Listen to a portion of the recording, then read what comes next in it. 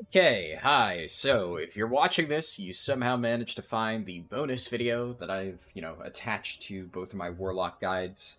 This is something that I honestly don't normally do. I've kind of experimented in the past with doing like little addendum videos, but generally speaking, it's more to cover like uninteresting topics. I did one for the Darkmoon Ferric bag cost, right? But here I'm basically going to try to teach you as much as I can realistically think of in regards to Warlock raid tanking, just freeform. Because I did say in my Warlock like dungeon guide, which was like more well edited, and I didn't have like a direct script in front of me for that one, but I did have like kind of I guess like an outline, right? Like I sat down, I'm like, okay, what are all the important topics I want to touch upon? And then I tried to go through them in a relatively coherent manner, and I think I did a good job at that. But the thing about like Warlock raid guides, so I will say obviously this video is going to be completely off the cuff. It's literally just a bunch of people have asked me, "Are you going to still make that video?" And the answer is, well, obviously no, which is why this exists. At least not a very detailed, scripted, edited version of that. But obviously, I still have a shit ton of information up here about Warlock tanking. And I know there's a lot of people have been asking about that, so this is kind of like a bonus. Just if you really want to know, here's the information, and you get to sit through like however long it takes me to ramble out this shit. But for this type of video, I'm going to just kind of talk through it, and we'll see how we go. So, where do I begin with Warlock raid tanking? I guess talents and runes are always a good one. Now, obviously, runes, if you're watching this video, you've clearly seen my existing ones because it's going to be, like, added onto those, and that much doesn't change. Obviously, you run meta. I will say, just as, like, kind of a fun, bonus note, there are certain logs, mostly Gamura logs, on Warcraft logs that actually don't run meta rune and are logged as like Warlock tank, and that's just because the way that Warcraft logs registers like whether something is a tank or not is a little bit scuffed. Realistically speaking, you're playing meta. I think the reason why you sometimes see Chaos Bolts logs appearing like towards the top for Warlock tanks is because if there's a DPS Warlock who meets the damage taken threshold, it just logs them as a tank. And especially on a fight like Gamura, where melee DPS are going to be doing very low damage and Warlocks are doing very high damage, they're like one of the best DPS for Gamura, if not the best. I think they actually are. So you'll have like a Chaos Bolt DPS Warlock who's just blasting, and they rip threat, and Gamura just starts clapping their cheeks, and then they get logged as a tank despite literally not having meta.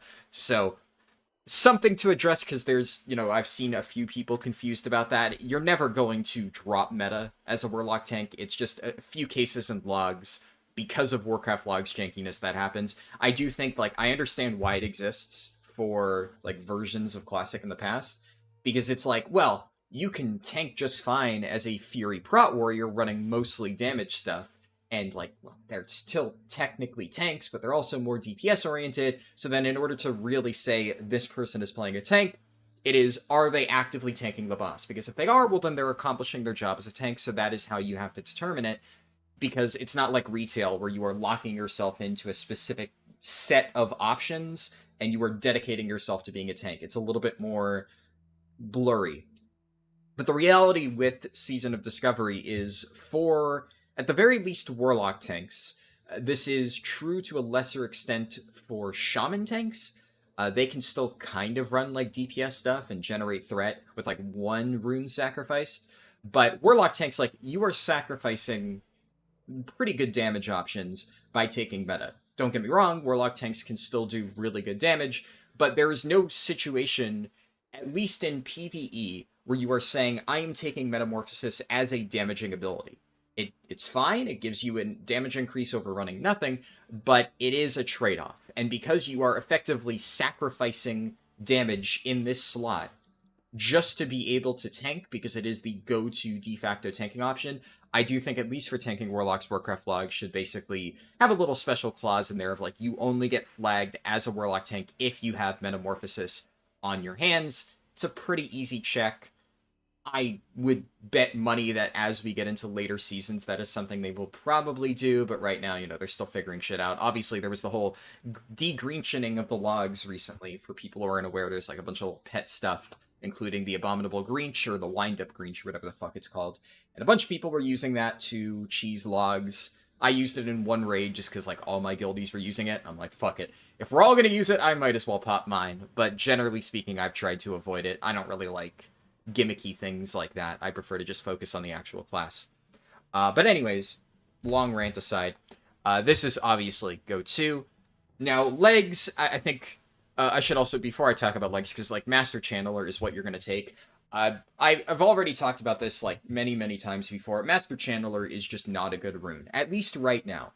I've said there is like some interesting potential for Lake of Fire in future phases when we get more fire damage. So, for instance, when we get Hellfire, if there is something with like Concentration Aura with Aura Mastery where we get no pushback and we're doing Lake of Fire into channeling Hellfire, or as many people have hypothesized, which I think is reasonable, we may get Immolation Aura, which gives us some like fire damage AoE, or really any AoE outside of like Shadow Cleave and, the dungeon stuff I talked about of putting up dots and shit like that. In that case, Lake of Fire could be good, because then Lake of Fire is not purely a mana sink that gives you slightly more searing pain damage. And if this is making it so, like in the theoretical situation of we have Hellfire doing massive fire damage, and that's like the bulk of our AoE, and Lake of Fire is just you press one button, quickly make all targets take 40% more fire damage, that could be very good. And in the future, I think this will see genuine use. I do not think Lake of Fire ever right now is worth running. And like for tank warlocks, obviously, if you're running a warlock fire damage build and all of your stuff is plus fire because you're running Chaos Bolt, which does fire damage, that's a completely different story. The reality of warlock tanking is that our damage is a split, roughly 50-50 of fire and shadow. And no matter how you try to build it, it's gonna be like that. Even if you're really going hard with Incinerate build, which I've kind of spoken about how I don't love Incinerate builds, it's okay on certain fights. But even if you are running Incinerate build, I still do not think Lake of Fire is good. Right? I just don't think it's worth it. Master Channeler is just really, really fucking strong. Not only is this just ridiculous survivability, right? Like, this gives you so much self-healing, which we can't overlook that we are tanks. We do need to worry about our survivability. But, like, I am somebody who, generally speaking, I don't love survivability, like pure survivability options. I am more of a glass cannon type person. And even I have to say, like, if this is already doing more damage, or like, if it was ever so slightly behind Lake of Fire, it's not, it's better. But even if this was very, very, very, very narrowly behind Lake of Fire, you would still take Master Channeler. It's just better, right? And if you're running the correct build, which is going to be either plus a mix of plus Shadow and plus Fire, right? Like Phoenix Bindings is just your best. Obviously, that's pure Fire. You're going to have stuff like here, I have plus Shadow damage. I unfortunately don't have any of the cloth tier pieces. What can you do? But a lot of our best items are all magic damage stuff, so it affects both of them equally. So you're going to have a lot of shadow damage things anyway. I'll talk about gear a little bit later, but yeah, Master Channeler is just the no-brainer. I know I say this in every video, but I think it's worth reiterating because every single time I talk about Warlock tanking in any video, I get people in the comments who try to argue a case for Lake of Fire. I've seen it happen so many times. So it's like, well, it may seem like I've already addressed this topic, I have been having this discussion like almost constantly, more than really anything else. Actually, well, I would say the biggest topic, which is what I'm obviously going to spend a bit more time on, is of course Everlasting Affliction versus Incinerate. Like, most people agree Demonic Grace. It's like, whatever. It's not a terrible ability, but it's just outclassed by these two. And this is definitely, as far as runes go, the biggest contentious thing. I still am, 100% a fan of Everlasting Affliction. There have been so much debate on this, especially in the Warlock dungeon build, which, since I'm technically linking to this, to touch back upon that, I've already responded in the comments a few times to people talking about, this discussion. For dungeons, I will say it's kind of a no-brainer, and I'm really surprised why there are still people arguing in AoE cases that Incinerate is good. Incinerate has a cast time. So let's just pop this over here and just take a look at what Incinerate actually does. Incinerate is a 2.25-second cast. You are not fucking pressing this in AoE. Please stop trying to tell me that opening with Incinerate and then pressing Searing Pain, it's like, okay, like if you're going to use that every single pull to get a slightly increased bit of fire damage just to do slightly more with tab spamming Searing Pain with getting absolutely 0 dots rolling, like, I don't know. On a single target, this isn't really going to be that much better. You're most likely going to have Corruption and Curse of Agony. So on bosses, obviously you're going to want to get your dots rolling. If anything, you should be putting Immolate up first, right? And then you could just keep it up with Everlasting Affliction. And on multiple targets, like, oh, it just, no. I'm so tired of people trying to tell me that Incinerate is at all a good option for like dungeon running or stuff like that. It just isn't. I didn't even think it would be as much of a disagreement. There are some potentials for this in raid on a pure single target in a raid encounter. I will talk about why I don't really think it's as good as people seem to think it is, but you know, for dungeons, like, let's just stop that debate right now. I know some people are just refuse to fucking run Everlasting Affliction and just like, every single time I do dungeons, I'm with like a giga giant dick, you know, dungeon comp that kills all mobs before a corruption ever has a chance to refresh. So you're wrong, and there's no reason why Everlasting Affliction ever get value. And it's like, look, if you're in a group that is demolishing Shadowfang Keep and just steamrolling all that shit before corruption has a chance to expire. This is 18 seconds, right? If every single trash pull you ever do lasts less time than 18 seconds, I mean, good for you, I guess. And, you know, just to reiterate, that video was aimed at the harder dungeons. Because, like, some people said, well, I do Deadmines and shit dies fast. Like, yeah, Deadmines is an easy dungeon. Like, you could do Deadmines without a tank. I've literally done Deadmines without a fucking healer as a Warlock tank. It's a very, very, very, very easy dungeon. Same with Wailing Caverns, though Wailing Caverns has at least a few slightly more difficult pulls where I think this build actually would be quite good, but it's also pretty easy. The dungeons I was in particular talking about are Corruption. What the fuck? Why did I say Corruption? This is why editing helps, but whatever. You're getting it raw. Are Stockades, Shadowfang Keep specifically, even though Shadowfang Keep, some of the pulls are easy, right? But there are a lot of really, really difficult pulls where I even showed it in the fucking video. Like, Corruption pops off on a lot of those like really big Worgen pulls towards the end. You're just getting massive value out of Everlasting Affliction. It does so much work. So that dungeon, Stockades, and then obviously Razorfen Crawl. I know that there are not going to be quite as many people running Razorfen Crawl now, but I did run it with my friends to get like the quest ring and stuff, and it was really, really good. Obviously, when your spells have a chance to get resisted, just being able to keep corruption up, and obviously those mobs are going to live for a really fucking long time, so you're going to get a ton of value out of Everlasting Affliction. It's just a no-brainer, right? It is absolutely a no-brainer on multiple targets. The only reason why you would ever not do this is, like I said, in the future, if Hellfire is like a massive source of AoE damage, then yes, there can be an argument that using Incinerate to buff your AoE damage would give you more than Everlasting Affliction. But for right now, in Phase 1, that's just not even a discussion we need to be having. So, getting that out of the way. Because, you know, can you tell that I'm annoyed by stupid comments? Yeah, it is what it is. But for raids, as far as runes go, Incinerate versus Everlasting Affliction, I think is the only real debate to have here that I've seen. And it's a tricky question to answer because a lot of people will say, oh, well, you know, you look at some of the top parses, and, you know, for the record, let me actually just, here, you can see my druid over here. I just have to move stuff around. I have multiple accounts. I think I've talked about this before. Maybe I haven't. You can see it in the background of some videos that I've done. But you have my druid here. I'm just kind of chilling, waiting for the Ashen Veil event to start while I, you know, do stuff on my alliance characters, because what else am I going to do in this character right now? But okay, I think I have this pulled up. Okay, there's fucking Warcraft logs. There's like a million ads. This is just a pain in the dick. Alright, I can switch OBS back over.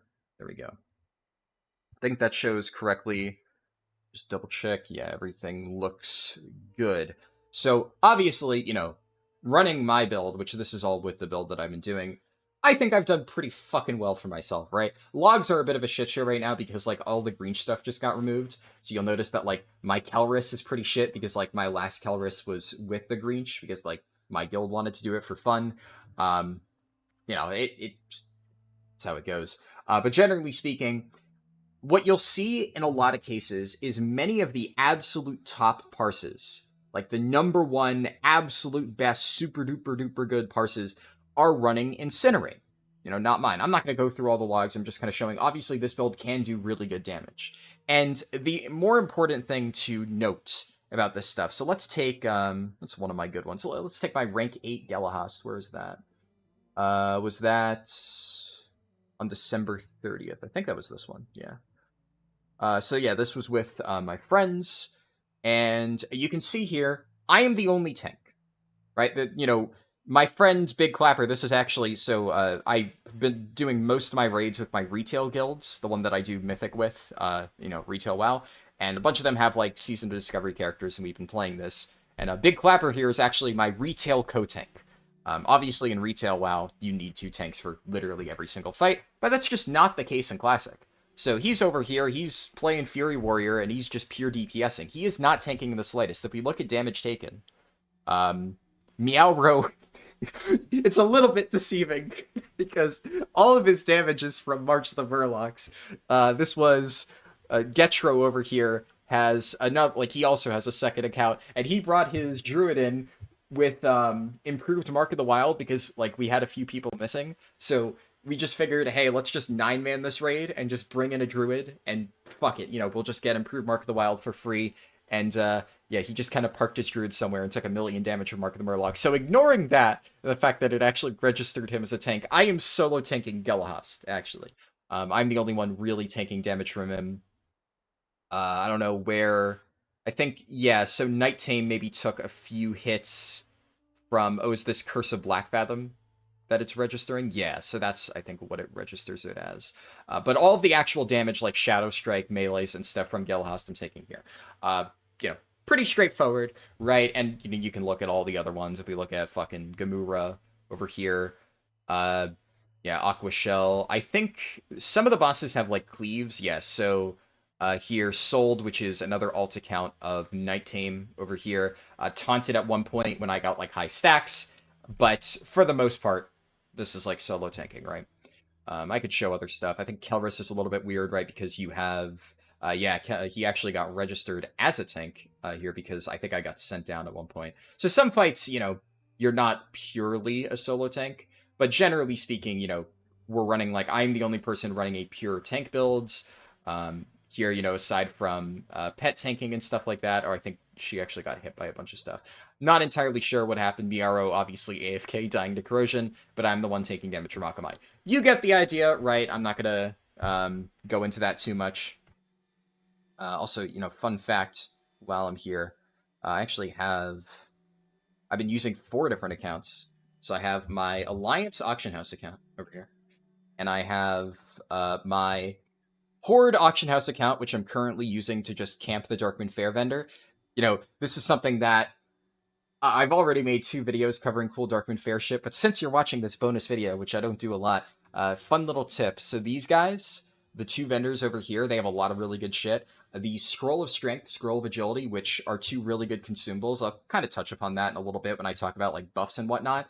These are the best way to get, like, this buff. This is better than the Agility Potion, and there really isn't any strength buff, so this is just kind of free. Obviously, strength doesn't do a lot for Warlocks, but, like, if you auto-attack, it gives you slightly more melee attack power. Ooh, fancy.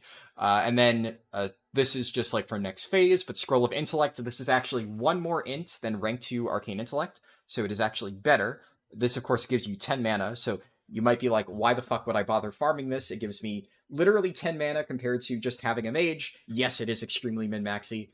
It's just for fun. I like min-maxing. It just, makes me happy.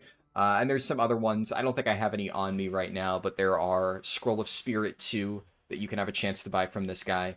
And that's just, free spirit. Doesn't really do much in a fight, but, like, regen in between packs is nice. Notably, though, Scroll of Stamina is worse than Power Word Fortitude, so this isn't worth it. and Scroll of Protection is worse than Elixir of Defense, so that is also not worth running.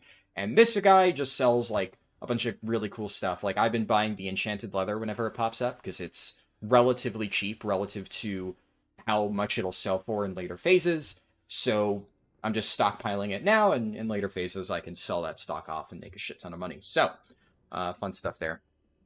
Where is my Warlock? My Warlock's back over here. Cool. Alright, so, gotten all that out of the way.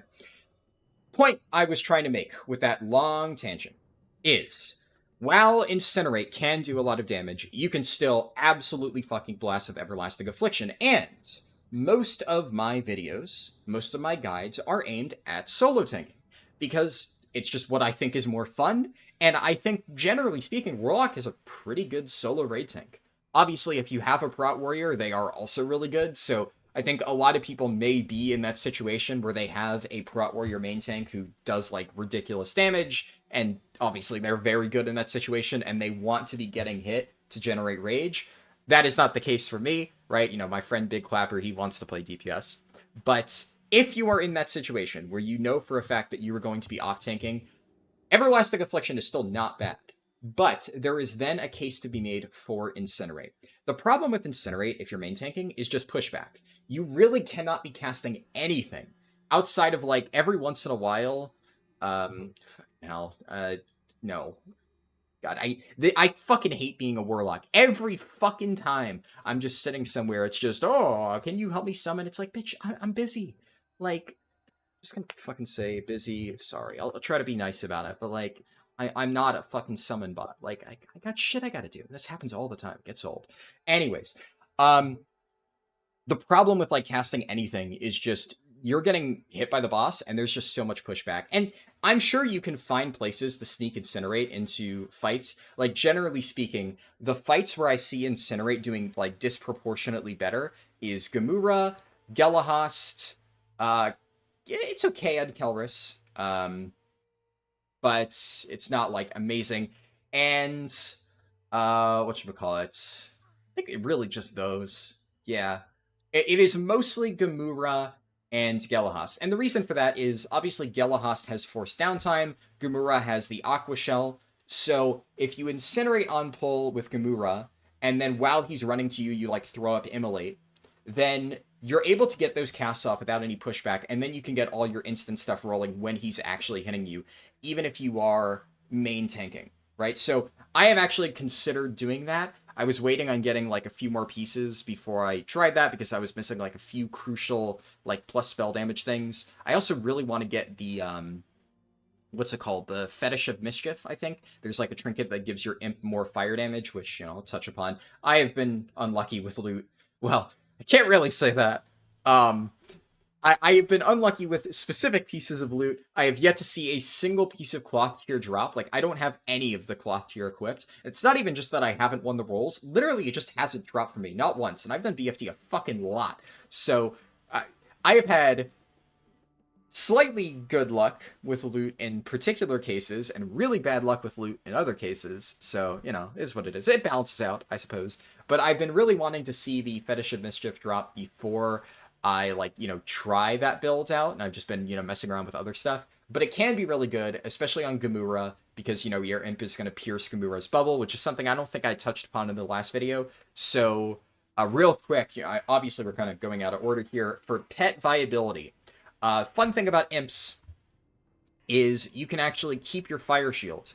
So if I am, like, I can go ahead and summon my imp here. Cast time takes forever. There we go. There's Tarfip. I'm going to throw a fire shield on myself, and then I can switch back to my succubus. And this stays, and you can benefit from it. So if you have thorns from a druid, this isn't quite as necessary, though I would highly recommend doing this if you, if you don't have thorns. For, like, a dungeon setting, I talked in my dungeon video about how, like, I just recommend running the imp. Now, obviously, Blood Pact is just nice in dungeons in general, especially when, you know, your succubus isn't going to be doing that much damage, but I would never do this in dungeons regardless, just because, like, you know, having to summon the pet in between every single pull or every 3 minutes, that fucking sucks. But doing this before every boss, really, it's not that bad. You know, most people are rebuffing anyway, so it's a pretty minimal amount of downtime. But this lets you keep the fire shield for 3 minutes. This usually lasts for the entire boss fight. And on the surface, this may seem worse than just using thorns, but keep in mind that this is fire damage. We have a lot of stuff that boosts either specifically fire damage, or I guess the magical spell stuff would boost thorns too, because it's nature damage. But we do have a lot of very fire-specific stuff, specifically like Phoenix Bindings. A few other slots are fire only, though I've actually replaced those. Like, I think, was it Pants? Or I had a slot before that only could roll fire damage, but I think I've replaced it with like one of the other raid drops. So, but definitely Phoenix Bindings is one of them. So that's at least something. And we'll talk about talents. I made a few adjustments since last I went over this, but you still can run Improved Imp, and this will boost your fire shield, which, not bad. So I would say that this is probably worth doing. It's a little bit more micro intensive, but it's very nice if you're trying to squeeze every last bit of damage that you can out of it. And yeah, pretty good for the imp. But you can do this on every boss. So really the only true advantage of the imp is its firebolt, and the fact that its firebolt will like pierce physical stuff. Specifically Gamura is what we're talking about. Imp is the best pet on Gamura. It's a little bit weird. Like, I've had some kills that last really long because a lot of times, as you can see, my guild has been 8-manning the raids. And if your imp runs out of mana, it kind of sucks, which is why generally the imp isn't good. But if you have a really fast Gamura kill that just shreds the bubble and then bursts him down, generally speaking, the imp is going to be the best option for that fight. It's okay on Baron Aquinas, just because if you don't really want to, like, I've talked about this before, but if you do, like, flick between stay and follow, your pet can cross gaps. So if it gets, like, stuck on a ledge, you can quickly flick between that, and eventually, it's a little bit janky, but it'll teleport to you. So at the start of every pull, you can see me doing this in the Black Fathom Deeps video, but I have my pet set to stay, and then I run over here, and then, like, when I pull the boss, I flick it on follow, and it just snaps to the boss. Sometimes that doesn't really work super well, and it takes a few seconds. If you don't want to worry about it, you can just throw out your imp on the first platform, and then your imp will just sit there and free cast, so it's a little bit less, stuff to, concern yourself with before you start. What else? Other bosses, I think, are pretty much all Succubus. The imp isn't terrible on some of them, but Succubus will just do more damage. Notably, one fight where Succubus is significantly stronger than the imp is Twilight Lord Kelris, because he has resistances. I guess the same thing could probably be said about Gelahast, but actually Gelahast has specifically Shadow Resist, which wouldn't affect the imp, so might actually even out a little bit on Gelahast. I'd have to look into that a little bit more, but I would say they're both, like, equal. We're talking extremely small differences. But on Kelris, the Succubus is notably better because he has all resist, and that is going to very, very, very negatively impact the imp, whereas most of the Succubus's damage is pure melee, so it won't need to worry about that at all. I think that's it. Yeah, Succubus, just generally speaking, a better pet option at this point for pure damage. I get to touch upon the Voidwalker. Voidwalker has more usefulness in dungeons than it does in raids, and if you watch my dungeon video, you probably already know my thoughts on the Voidwalker not really being that great in raids, or in dungeons, notably, with its AoE taunt and stuff. It just doesn't really matter. And in raids, that of course never matters, because your Voidwalker isn't going to tank shit. It's just not. You're never going to get threat on anything with your Voidwalker, unlike a boss, or even like Lady Saraves getting the ad. That's never going to happen. So the only thing that your Voidwalker will ever be useful for is the Sacrifice Shield. And, like, I've seen some people say, well, you can, like, get casts like Incinerate off by using that, but then you're sacrificing your pet, so no, that's not a good trade-off. At that point, the only advantage you're getting out of Incinerate anyway is slightly more fire damage, because, let's be real, threat is not an issue no matter which build you're playing. We're all a crank single-target threat. So if you're giving up all of your pet damage just to get the spell pushback immunity, that's just not good. You shouldn't be doing that. It's not worth it. In the future, in a theoretical situation where Hellfire is insane AoE, once again, that could be useful, because obviously Hellfire could receive pushback. So if you want to do like a gigantic AoE pull, sack your Voidwalker, get the shield, get immune to pushback, and then, spam Hellfire for a little bit to just shred a gigantic pack of mobs, that is actually a viable option. But once again, this is not current phase. We're talking future things, and I'll probably touch upon all this again in like a phase 2 Warlock tank leveling video that I will most likely make a month from now, whenever phase 2 comes out. I don't fucking know. But yeah, it's not really something you should be doing in raids, at least. I kind of, like I said, I know I'm skipping all over the place. To kind of quickly finish up the Incinerate and Everlasting Affliction debate, because I know this is kind of all circling the drain with similar topics. Incinerate is really not a great option for those fights like Baron Aquinas, Lady Cereves, especially Lorgus Jet, especially Twilight Lord Kelris. It's fine. He sometimes will just spam cast instead of actually meleeing you, so you can sneak Incinerates in. So I would say it's actually fine there. Um, the other issue though with Twilight Lord Kelris is the resistances though, so that actually makes Everlasting Affliction get more value. Yeah, it's hard to say for sure. Akamai definitely don't run Incinerate. Akamai is one of the only AoE fights in the entire raid. In fact, it's one of the reasons why my Akamai parses have generally been one of my best, because there are ways to cheese the ads and make it a pure single target fight, and if it is a pure single target fight, and like Incinerate's not bad, it's definitely not amazing, but it can work. But in most comps, unless you happen to have a paladin who can cheese off the stuff, or if you're just like letting the tank die, which most groups aren't doing because then they lose their world buff, so like why the fuck would you do that? So generally speaking, my group, we always just fucking purify the stacks and kill the ads. It's not that hard. And in that case, you're getting a fuckload of value out of Everlasting Affliction. You just put corruption up on all those ads, you shadow cleave off Akamai, it hits all the little guys, refreshes all the corruptions, it does tons of damage. So definitely a better play on that. But all that being said, this is all main tanking stuff. Incinerate is quite good if you're in a situation where you're really not going to be tanking like fully. And I hate kind of talking about off tank shit because it's like, yeah, sure, it technically falls within the realm of tanking, but like, you're basically just a DPS, right? And it off tanking, I think, is more relevant in situations where it is actually something that matters as a role. Fucking guy. The problem is this is a fucking non-edited video, so I can't just pause, cut out, like, I'm not, whatever. Now I've lost my train of thought. God damn it. Right, yeah, so, I'm thinking more like, in the case of Wrath Classic, TBC Classic, in some of the later Classic fights, and hell, even in, like, Vanilla Classic, and actual, like, later bosses, in the end game raids, there are dedicated off-tank situations. So there is definitely a case to be made in those situations where it's like, sure, you're not a main tank, but you do need to have, like, survivability and being able to, like, hold threat at specific points and then go back to blasting the boss is something that actually matters.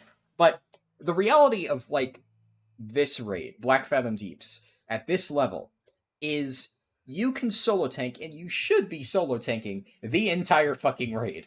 There is no case, really, where you actually need a dedicated off tank. Like, the situations where you need an off tank are,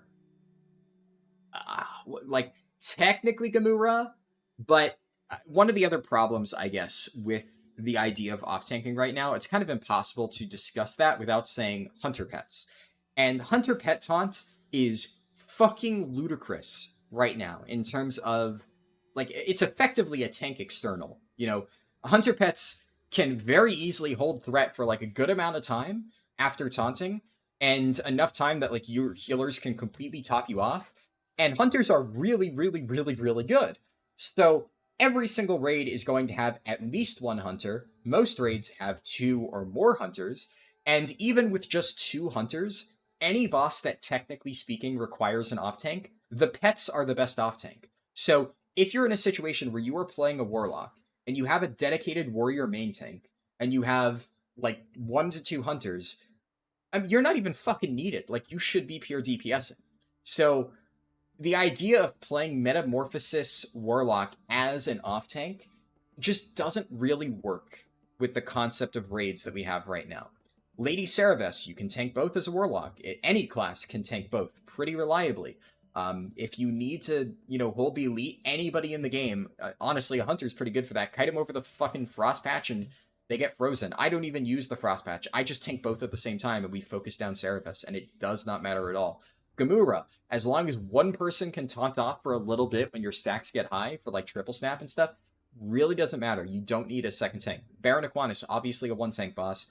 Gelahas, technically speaking, has a stacking debuff, but most of the time, like, it's gonna reach the maximum stacks that you want to swap at, and then he's gonna phase if your group is at all good.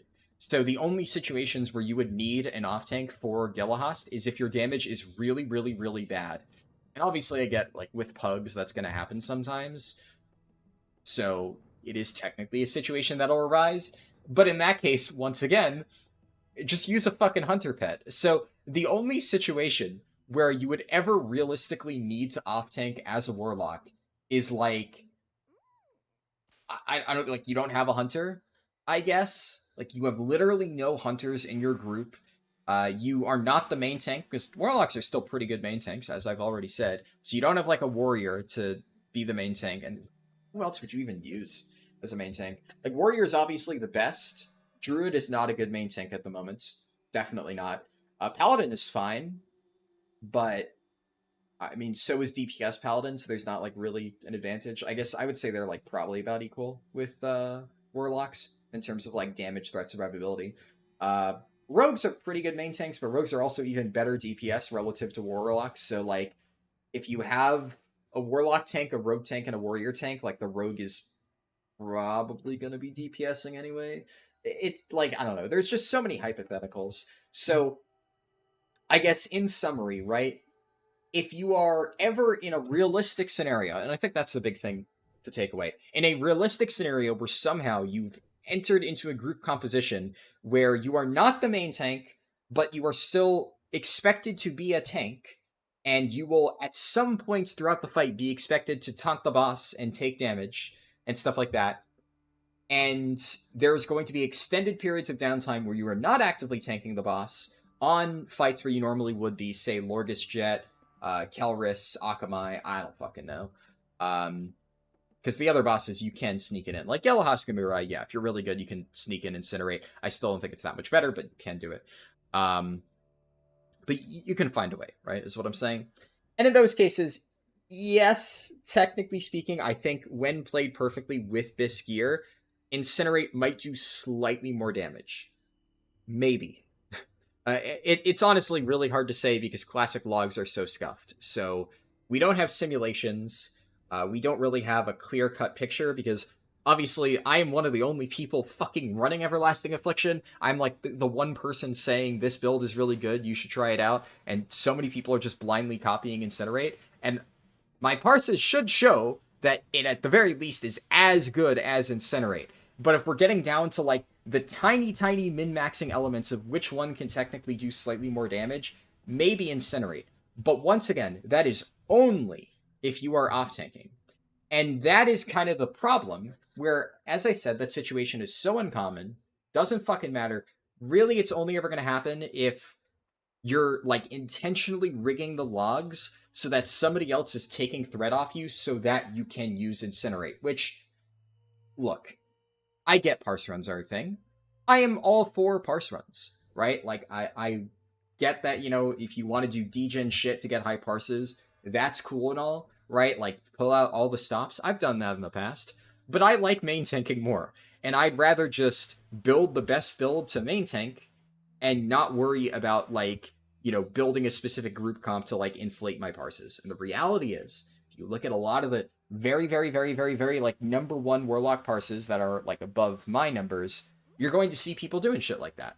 And maybe some of it isn't intentional. Maybe there are people who are just genuinely in, like, a really janky group comp that happens to favor the Incinerate playstyle. But I think, by and large, what you're going to see is people specifically tailor building a group comp where it's like, aha, I'm going to have this person, like, taunt off at exactly the moment that I need to refresh Incinerate so that I can get this cast off without any pushback. And then I'm going to make sure that when they're, like, done and I got all my shit rolling again, I'm going to take it back, because that way they can hit the damage taken thresholds required to be logged as a tank. So while the Warcraft logs checks are in place to make sure that people are actually tanking the boss and aren't just a DPS that is flagging themselves as a tank, there are ways to kind of cheat the system. and basically make it so the stars align to make one very damage heavy build work, even though in practical scenarios that is not the case.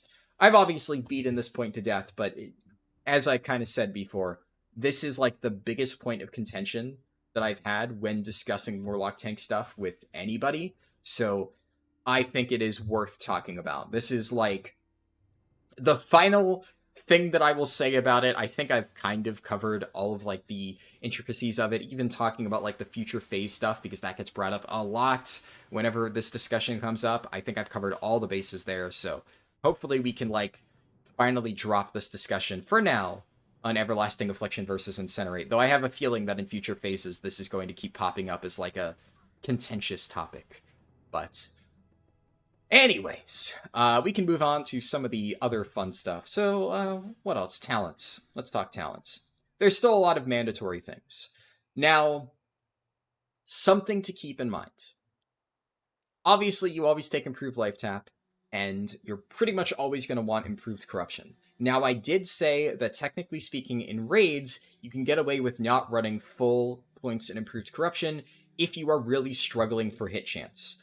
So, this is true, but I would say in most cases, and especially once you've got your hit problem solved, you should still be taking Improved Corruption. It will just make things easier.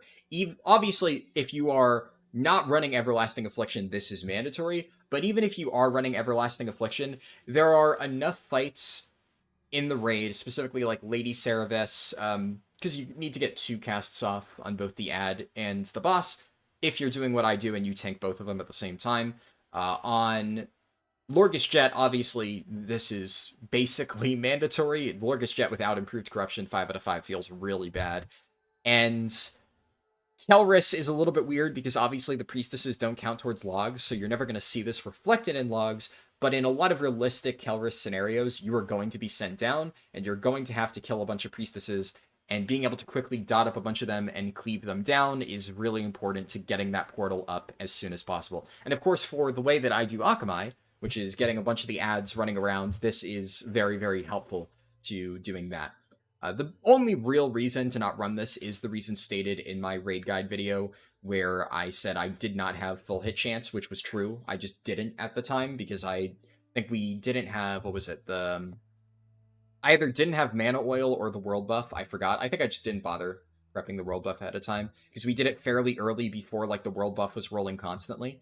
But this world buff, or actually, wait, I completely forgot. At the time I made that video, they hadn't hot-fixed Boon of Blackfathom to actually increase hit chance at that point, so, yeah, it literally didn't matter. But now, with the change to Boon of Blackfathom that they made, like, at this point it's been about a month, but, it was like a month-old video or so. But now this increases your hit chance of spells by 3%.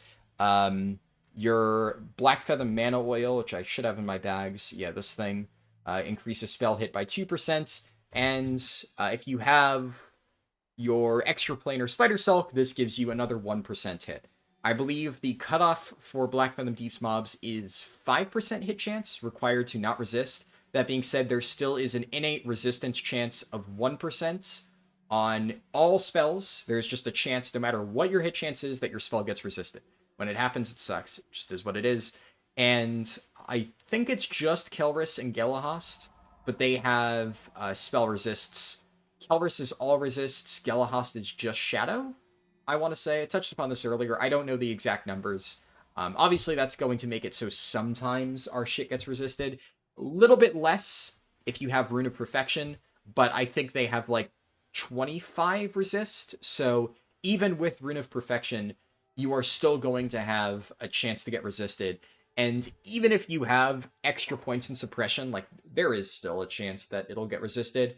But suppression at this point, if you have all the hit damage stuff or the hit chance stuff, putting points into suppression for Blackfathom Deeps is just pointless. It's not going to actually significantly increase your damage or chance to hit by any meaningful amount compared to all the other options. Suppression is still a good talent for something like Stockades, if the mobs are like orange or red, or Razorfen Crawl, especially in Razorfen Crawl, suppression is quite nice. But for Blackfathom Deeps, it's not necessary. And then I've already talked about Improved Drain Life. I obviously really like this. I love having self-healing. It's kind of rare, obviously, in Classic to have reliable self-healing as a tank. I'm used to playing a warrior where my survivability is completely in the hands of my healers back in OG Classic.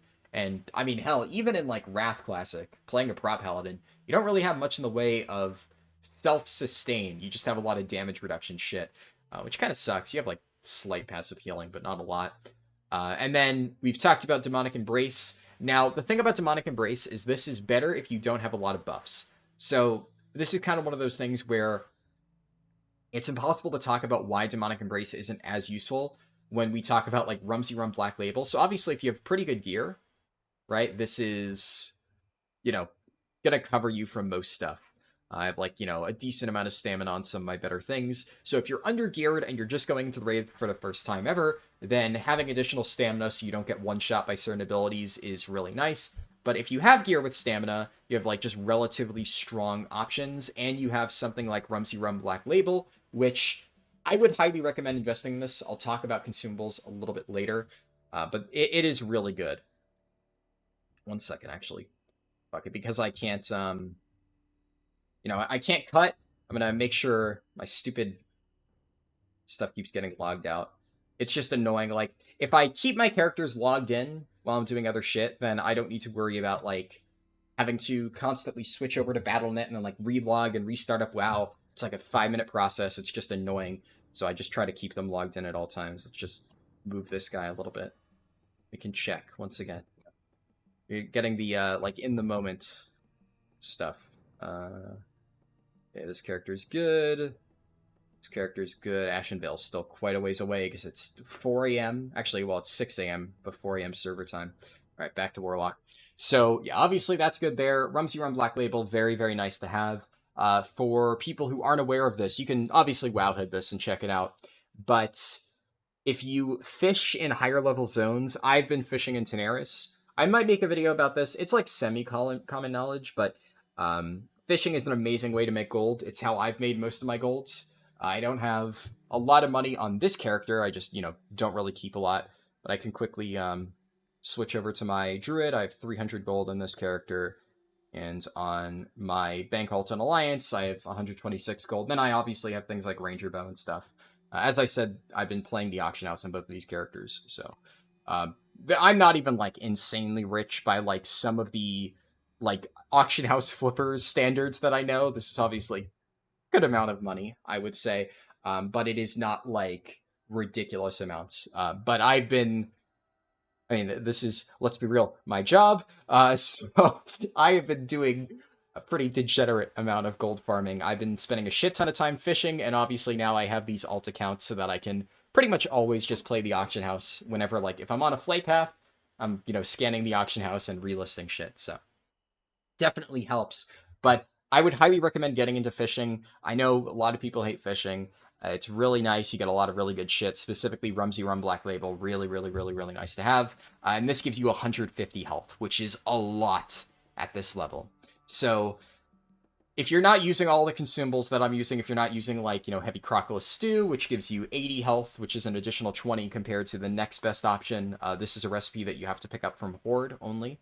It's sold in Brackenwall Village. So with all of, like, the buffs and all the fancy shit, right, health is not really that much of a concern. I'm never in a situation where I don't have enough max HP, and Demonic Embrace just doesn't really do much for me. I think I could be wrong on this. I think it scales off your base stats. I think it increases your base stamina, so it wouldn't scale off any of the other stuff like Rumsey Rum. I could be wrong in that, but I feel like every time I've run Demonic Embrace, it doesn't actually give me as much health as I would have thought it did. It just doesn't really impress me as a talent. Only run this if you are really undergeared and really struggling. For the other stuff, I will once again quickly touch upon Destro just because people still bring this up. This is not as good as a lot of people think it is. I initially considered improved Shadow Bolt, but this is only, like, not awful in dungeon situations when you're pressing Shadow Cleave, because, like, unless you're in Lorgus Jet or Akamai and you're using Shadow Cleave to refresh 3 corruptions at once, and it is only worth it on 3 targets. On 2 targets, it is not for Shadow Cleave. If you're refreshing 3 corruptions at once with Everlasting Affliction, you will sometimes press Shadow Cleave, and then this if it crits specifically, that's another thing. So your crit chance, I don't know what my crit chance is. It's not high. It's like with my I don't know if I can see it here. If I plugged my character into 60 upgrades, I could probably see it. Um, but it's not a high crit chance. It's like 10%, 15% to crit. I might even be overstating it. So every single time you refresh your corruptions on 3 targets in very specific scenarios, you would have a 15% chance to get what, like 8%, if you're putting 3 points into this, like 12% increased shadow damage for 12 seconds.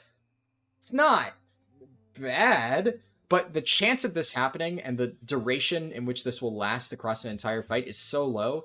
And, it's a damage loss to press Shadow Cleave in any other situation, so this would just not be good.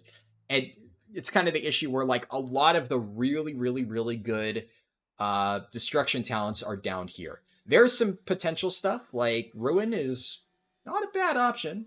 What are some other ones? Like, obviously Ember Storm, right, with Searing Pain. Even just improve Searing Pain. I don't know if you're going to run this because it's just crit chance, but there are options here, is what I'm trying to say. Lots of good shit to consider in the later parts of the destruction tree.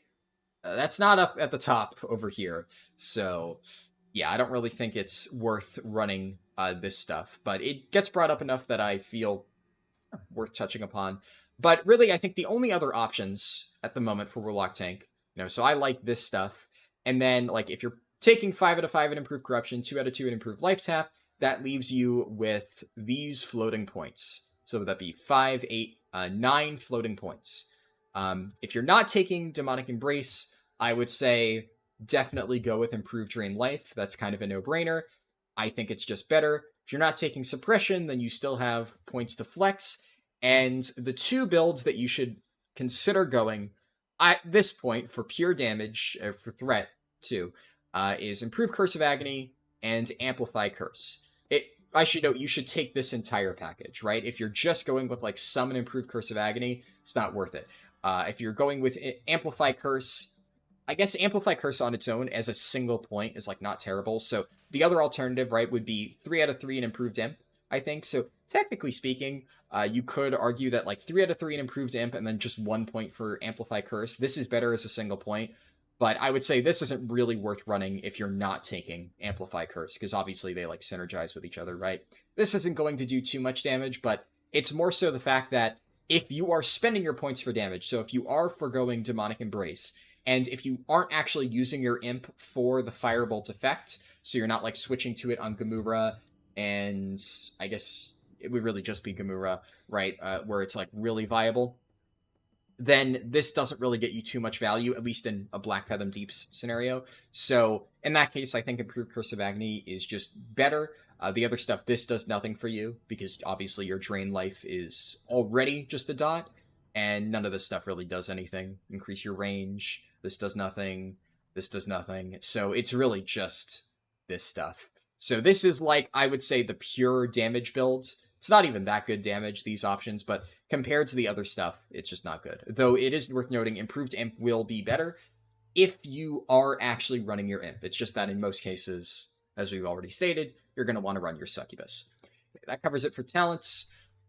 What else do I need to talk about? I guess since I keep, kind of touching upon it and then, discussing other things, let's talk about consumables finally. So, obviously, your world buff, right? This is, I guess I'm going to include buffs in consumables.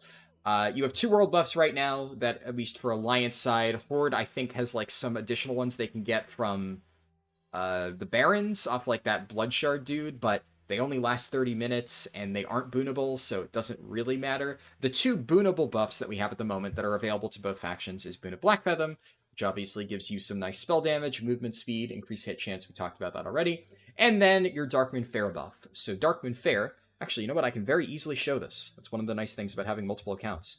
We can pop over to my character really quick. Let me just check in case anybody's sniping this. I don't really want to buy any of that. So, go over to Sage right here. You talk to him, and you want to discover your fortune. Now, there are a lot of different buffs. I think there's 4 options here, and then 4 options in the second one. My math is shit, but I don't remember how many combinations there are. I think that's what, like 16? Isn't it like 4 times 4 for like the total number? If I'm wrong, please, math majors, don't scream at me. It's late at night, and I don't really feel like doing the math. But there's like a lot of different combinations of buffs, depending on your first option, your second option. The buff that almost everybody is going to want to get is the first one. I slay the man on the spot, and then there's only 3 options here, so I guess it would be less than 16. 4 times 3, what, 12 buffs, I guess, then?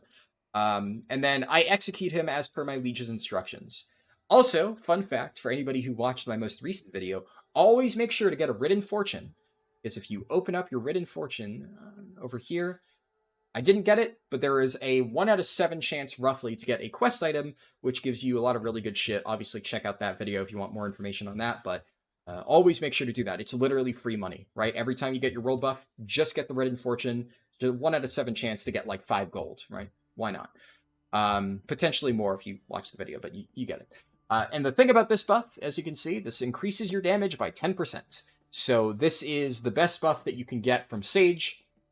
There are some other good options for Warlock tanks, of course. If you're a healer, I think healers want like something that gives you mana. I forget if it's like Spirit or MP5. There's something you get that's good for healers. But for damage dealers, this is just the best option by far. 10% damage, no brainer. And it only happens if you do those first 2 options. I slay the man on the spot, and then I kill him as per my leech's orders. It's the first 2 picks. They're pretty straightforward there. Just bump my characters so they don't. You see? Go. Oh, wrong one. I should note I only have the 4 accounts though. There aren't like additional accounts. At this point, I think I'm kind of good with 4. I started off with 2, then I moved to 3, and then I'm like, okay, having a 3rd account is really nice. And then I got the 4th Horde account recently to manage my auctions on that side because it just makes life a lot easier, right? But okay, other buffs. So those are the world buffs. Your consumables, you can see I have a lot of it here. Talked about Rumsey Run Black Label already. Obviously, these ones I think most people are familiar with. Shadow Protection Potion and Free Action Potion. Free Action is specifically for Kelris on the Shadow Chains. I actually tend to not use Free Action Potion because if everybody in your raid is running Free Action Potion, which they should be, and you're the only one taking heavy damage from Mind Blast, and you have some way to remove Shadow Chains from yourself. So I don't know about Horde, but like specifically in my case, we have a Paladin, and everybody runs Free Action Potion, and then if Shadow Chains ever happens to target me, the Paladin just Blessing of Freedoms me, and it removes Shadow Chains. So I actually don't run Free Action Potion, even though I have it just in case, but I usually just pop a Shadow Protection Potion when I'm taking a beating from Kelris, and that gives me better survivability because I don't need to worry about the Shadow Chains dot. Also, you can, of course, just magic dispel it, but ideally you want your healers to either be healing or just blasting the boss, because if he dies, well, then survivability shouldn't be a concern. So yeah, that covers that stuff. There's the scrolls I talked about earlier, so Scroll of Strength, Scroll of Intellect, Scroll of Agility. Those are the only really good ones. I also have... where's my Scroll of Spirit? I actually don't think I have any on me right now. But yeah, there is a Scroll of Spirit too, which, no, just you can Google it, see what it does. For potions right now, there is technically, I think, a potion that I'm not running that I've like thought about, and I'm just like, Elixir of Minor Fortitude. It does stack with other stuff, but it gives you 27 health. That's it. And like 27 health, it's not nothing, and like I technically should be running it. I just haven't been. But it's really, really minor because we're barely off the level required for Elixir of, like, the regular Elixir of Fortitude, the version for this. But the 3 that you want to be using is Elixir of Defense. This gives you armor. This is kind of what I talked about earlier, where there's a scroll that does this, but the Elixir is better than the scroll. And this will continue at higher levels. So at level 40, I already checked. The only scroll that is going to be better than other options when you get to level 40 is... the Spirit Scroll. So Scroll of Spirit 3 will be good to have for level 40 raids in Phase 2. All of the other scrolls are outclassed. There is an Agility Elixir that is better than the scroll. Arcane Intellect at level 40 is better than the Scroll of Intellect 3. And there is another Elixir that is better than the Scroll of Strength 3. So this will not be worth it next phase, though it is good now. Other stuff, Strong Troll's Blood Potion. This isn't that amazing. It's just, slight health regen every 5 seconds, but it stacks with everything else. Why not? The really important thing is Elixir of Firepower. This gives you 10 fire spell damage, which is actually quite nice. This is like 10 fire spell damage is as much as you get from like a lot of these items. This is just 7 magical spells, right? This is 7. So it's actually more than I get from my entire ring, which is quite good. So definitely pick this up. If you're going to ignore the other stuff, I would say Elixir of Defense because, meta scales with armor. This is really, really, really, really good. If you want to ignore the scrolls because you think they're too min-maxy, totally. Rumsey Rum is great. Elixir of Defense is like a must-have. Strong Troll's Blood is nice, but it's not mandatory. Elixir of Firepower, very, very, very, very good. Definitely pick this one up. It's also not too expensive to make. It's Firefin Snappers, which personally I said I've been fishing in Tenaris a lot. So I have like a million Firefin Snappers. They grow on trees down there. But even at getting them off the auction house, like I can actually, one of the nice things about having a character parked at the auction house. Firefin Snapper. Oh yeah, dirt cheap. Oh my goodness, 2 silver per. Yeah, so actually I can even just price check this. Elixir of Firepower. Yeah, really not that much. What a stack of this would be like 1 gold. 1 gold for like 1 type of consumable for raid. You probably only need to use like 2 of these per raid. I would say most people take longer than 30 minutes to clear Black Fathom Deeps. So yeah, 2 of these per raid. That's like what, 44 silver, 45 silver for getting your like firepower up. Definitely worth doing. And swap back over. What else? I think that's it. I have this mistletoe here, so I'll burn one just to show what it does. Can I use it on my pet? I can. Yeah, so this increases your spirit by 20 for 30 minutes. Obviously, you can't get this anymore. It was like the Winter Veil thing. You actually can't use it on yourself. It can only be used on other people. So it really doesn't matter. Like, spirit doesn't actually do anything in combat for us because we're always casting. We're never going to get like mana regen from spirit by wanding for an extended period of time because we have life tap. So spirit is only really useful in that when you're running between bosses, like during the trash, you get slightly better health and mana regen, which isn't nothing. It helps, but it's not really enough to justify using this. I picked it up just in case because I can't even use it on myself, but I figure, maybe the healers in my raid will want it. I talked about Heavy Crocodile Stew already. This gives you 8 stamina and spirit, more so running it for the stamina. There is an argument to be made for the MP5 food, Smoked Sagefish. Technically speaking, in terms of like raw damage, you can make an argument that it gives you slightly more mana, which means slightly more casts, but with life tap, realistically speaking, your mana should never be an issue as a warlock, so taking this for the added survivability, I think is just a no-brainer, but, it could go either way. What else? I think that's kind of it for, like, flasks and stuff. I guess worth noting, Heavy Dynamite. This is something engineers can use. I would say if you're really serious about tanking and holding threat, no matter what your class is, you should be playing engineering. This is just nice for AoE threat. A lot of people in my Warlock tanking video were like, why bother doing all this stuff when you could just, use Dynamite? And, I mean, yeah, you should be using Dynamite on top of everything else. Maybe I should have mentioned this in my AoE dungeon build video, but I kind of figured it was one of those things where anybody who knows anything about classic tanking is probably already familiar with the fact that engineering is a broken profession, and that is still true for Warlocks, especially if you are like me and you are a gnome. Actually, I've been sitting here in meta form the entire time, but yeah, that's my actual character. Also, I'm so tired of hearing the succubus like noise, so I'm just gonna fucking dismiss it, right? What else? I guess Black Feather Mana Oil kind of touched upon that. This gives you mana per 5 and 2% spell hit. You're mostly running it for the spell hit. I will note that, technically speaking, there is Brilliant Wizard Oil, which gives you spell power. I don't know if it's Brilliant Wizard Oil. In fact, one of the nice things again. Wizard Oil. No, okay, nobody's selling it right now. Probably because almost everybody is running this for the MP5 and the spell hit. Because the MP5 doesn't really matter as much for Warlocks, there is an argument to be made for running Wizard Oil purely because it will give you increased spell damage, and if you already have Boon of Black Fathom and Extra Planar Spider Silk, you have 4% hit. So it's kind of what I talked about earlier, where at that point, you're only missing 1% hit to have none of your stuff resist on most bosses, and then you could take another point into suppression and make it so your Drain Life, Curse of Agony, and Improve or and Corruption will never resist because it that they count. And the only thing that will have a slight chance of being resisted at that point on non-Kelris and Galahas bosses is Searing Pain, and obviously Searing Pain is a lot of damage.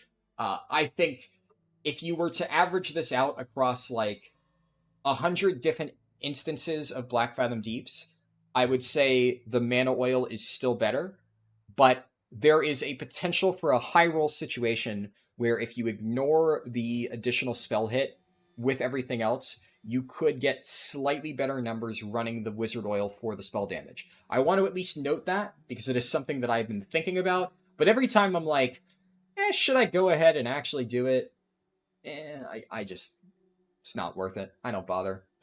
I think that's kind of it for general consumable usage. I'm sure there's something that I'm forgetting, but that's like all the main stuff I use. I guess we could talk about mana and healing potions. You generally don't need to use mana potions. I sometimes use them in a pinch. These are the ones that most people will be using, the regular healing potion and the lesser mana potion. There are better versions, which, yeah, I have in my mailbox here. So there's greater healing potion and like the regular mana potion, which compared to this one, this gives like a good bit more health. This gives also a good bit more mana. So they are definitely nice to have. And you can see I have these here. Whenever I'm doing Black Fathom Deeps, I do run these better potions just in case I happen to need one, which a lot of the times I don't. I go a lot of fights without even clicking one of these things because you don't run out of mana and you don't really need the healing. But they are nice to have in a pinch. Generally, the healing potion more so than the mana potion because, like, you have life tap, right? There's enough times where there's downtime where the boss isn't really doing damage and you can just life tap yourself back up. But having the healing potion for like a solo tanking situation where you're really getting blasted, it is quite nice. I don't really know if I'm going to make an entire video covering how to get this. There's like a lot of little interesting topics that I found that I'm like, I could make a video about this, but just decided not to. But the way that I've been farming this specifically is Theramore. So there's a little hut in northwestern Theramore, and one of the vendors has a small chance to sell either one of these potions. So a lot of times, if I'm fucking around over here on Raccoon, I'm doing stuff on my Horde characters, and I'm not actually actively playing my Alliance account, I will go ahead and I will park my Warlock here in Theramore and just buy up the potions whenever they appear. Uh, Even if you aren't obviously multi-boxing like I am, which I would imagine very few people are, it is still a very nice AFK farm. There's a lot of really good AFK vendor farms in Classic, but this is a particularly good one because they have pretty good prices on the auction house. So, greater healing potion, yes, 70 silver per. The vendor price is, we can see here, 1 silver, so that's like, every time this pops up in the vendor, it's a 70 silver profit, really good. Mana potion, down here, also worth quite a lot. Same thing, really cheap vendor price. So you're making effectively 1 gold every time this pops up off the vendor. And all you need to do is sit there. It's just like, the Darkman Fair thing, which, speaking of which, it's just like this, where you just sit at a vendor every now, while I'm doing this video about, Warlock tanking stuff. Oh, look, King's Blood, right? I know for a fact that if I pop over to my auction house character, how much does King's Blood sell for? King's Blood sells for 7 silver. And off this Darkman Fair guy, I can get it for 1 silver each. And, I'm not going to check it too, but I can tell you that Wild Steel Bloom and Bruiseweed are also a profit buying off this vendor. So there's a lot of really good vendor farms that you can do like this, which, it's effectively just like Money Printer Go Burr, right? It's free money. You just sit here, you click a button, and bam, you make profit. But I don't even sell these potions. Like I said, I use them for Black Fathom Deeps, but even if you aren't interested in min-maxing to the degree that I am, it is still a nice thing to have. What else? I think that's kind of it for consumables. I don't know. Maybe I'm forgetting something, but I think that covers all the big stuff. What else do I want to talk about for Warlock tank stuff? I'm trying to cover everything here. Obviously, I need to talk about gear. I think maybe gear is the only thing I haven't really discussed. I think we kind of covered rotation and general like priorities and stuff. Of course, I should note while I'm at it, if there is a topic that I've forgotten to cover, and this applies to really any of my videos, but like feel free to leave a comment, DM me on Discord. I've actually had a few people reach out to me on Discord and like ask me questions about Warlock tanking. We've had some great discussions, so I am always happy to answer questions about that. I think honestly, I'm trying to think of like different things I can cover. Really, it's just gear. Gear is like the last thing that I want to talk about. So, I, you know what? You know what? Okay, here. Actually, let's do something real quick. I've been debating making a video about the subject of gear alone. I will probably make a detailed best in slot list for phase 2 when that rolls around. But I have a Google Doc, and this is going to look like the writings of a crazy person. But let me just go ahead and you have to look at my Druid for a little bit because is what it is. I am trying to just edit something real quick because there's one little thing that I forgot to update with this. Okay, yeah. So I'm going to, if for anybody watching this late at night, you're getting one quick flashbang warning because I'm going to show you a Google Doc that I've written, and there's no people have told me about like add-ons you can install to get like dark mode for Google Docs. I'm not going to go to all that trouble, so all my Google Docs are in light mode. I hate it as much as you are, but 3, 2, 1, flashbang. Okay, so I've put together this like very, very, very, very, very detailed best in slot list, and I'm gonna quickly scroll through. Oh look, it's the phase 2 thing. This will be covered in a separate video, but I've already done all the research into what is going to be bis at level 40. The reason I'm not going to talk about that now is because a lot of it is speculative.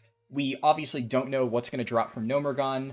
We don't know what the new crafted pieces are going to be, any of that stuff. So it's impossible to, at this moment, put together a complete best in slot list for Warlock tanks at level 40. But I have at least gone ahead and looked at the existing items that we know about and like figured out what would be the current bis with the items that we have, along with a few speculative decisions on like, I think this probably from Nomergon will end up being pretty good. But we can look at obviously all this shit. So this is like, I think the most comprehensive, my rings are outdated. I haven't updated this in quite a while. So ignore the ring section. I wrote this like literally at the start of the phase, and then I did like more research, and obviously a lot of this is not wrong or not right. Ring of Defense is like not as good as I have it here, but I'll kind of walk through it real quick. Take all this with a grain of salt at face value. I'll kind of talk you through it. So, helmet. Helmet is my current worst slot in game. We're going to be flicking back and forth here.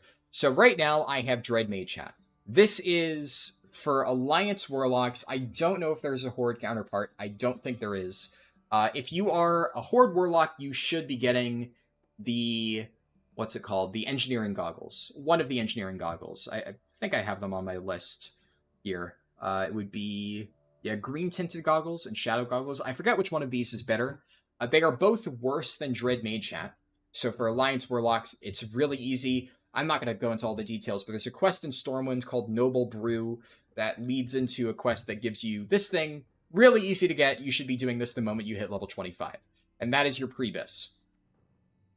Then from Raid, it is a tough call between Rakamars and Twilight Invokers. In fact, I'm actually going to go ahead and put greater than or equal to.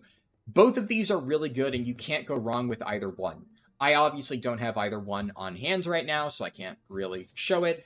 But Rakamars gives you the most raw spell damage, and Twilight Invoker is one of the tier pieces. And technically speaking, when you do all the math, I also did that somewhere, but that is a Google Doc that I'm not going to just go and dig up. This one I happen to have bookmarked, so it's easy for me to pull it up, in the video. But the other one where I did all the math on like which one was technically better, not going to go and look for that. But take my word for it. When you have 2 out of 3 of your set bonuses, Twilight Invoker plus the Twilight Invoker chest is going to be the best combination for head and chest piece. If you do not have the 2-piece, Rakamars plus, we'll get to this, Watcher's Gherkins and stuff, is your best option. But when you have the two-piece, the head and chest pulls ahead. You do not want to run the boots, though. Extra planar spider silk, I guess, to cover some of the easy ones, right? Your belt, Invoker's Cord, is the best belt by a fucking mile. This is the best belt that you can possibly get. It is extremely cheap and easy to get. Definitely pick up one of these. And same thing with Invoker's Mantle. I think that is also reflected on here. Yeah, okay. I wasn't sure if I updated it to account for those new items. It looks like I did. So Magician's Mantle is obviously still solid. I would say it's not that far ahead of Sage's Mantle or Frayed Chestnut Mantle, but it's kind of all moot now because Invoker's Mantle is even cheaper and easier to get than any of these other options, and it's just better. So those are some really easy best in slot items. You are not going to replace these for quite a while, even into phase 2.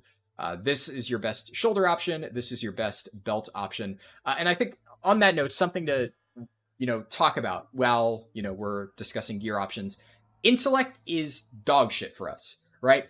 If we happen to get intellect off a really good piece of gear, like this has 8 intellect, this comes with 5 intellect, this also comes with 5 intellect, it's not bad per se. If we look at intellect, it gives us mana points and an increased chance to score a critical hit with spells. But the rate at which this improves your spell crit chance is so low that it is rarely worth prioritizing this. This is one of those things where it's like, if you happen to have it, cool.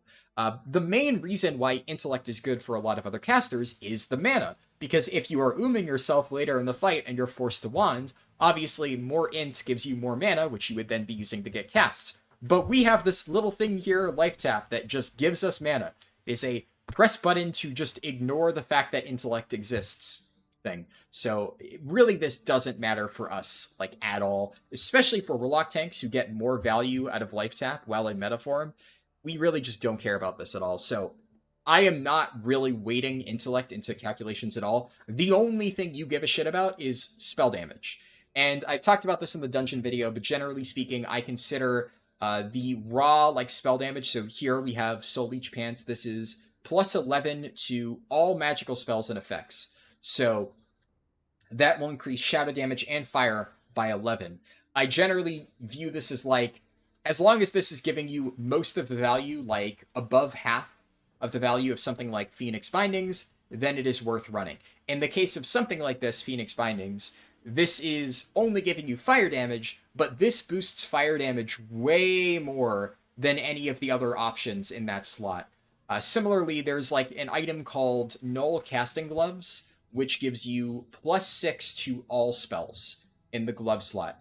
It is technically not your BIS because there is another option, actually, since we're talking about gloves. Let's pop over here. So for gloves, this is actually incorrect. I actually don't even have Null Casting Gloves on here. Yeah, I've missed a few things. It would be greater than Null Casting. I don't know why. I'm updating this. Fuck it, why not? It feels better to have this correct. And we can just go over here and Black Fingerless. So Black Fingerless gloves give you plus 7 to all.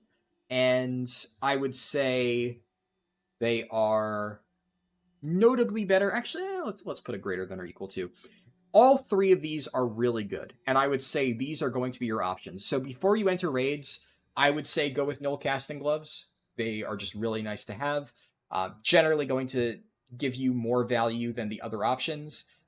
Obviously, Black Fingerless Gloves is plus 7 to all spells, which is just strictly better than Null Casting, so that's really good. The advantage to Befouled Water is obvious, right? This gives us plus 9 Shadow, which is good. This is, I believe, as much as we get from the actual, green versions of these gloves for, a single spell school. But the difference here, obviously, is we're getting a ton of extra shit on top of that. We're getting a big chunk of armor. It's the highest armor gloves by a large margin. We're getting 6 stamina for intellect, which intellect doesn't really matter, but hey, it's, a free bonus. So it's kind of one of those things where for pure survivability, Hand Wraps of Befouled Water are the best option by far. Black Fingerless, though, is not bad for survivability. It's not like it doesn't give you anything. I think it has some stamina. Yeah, fuck it.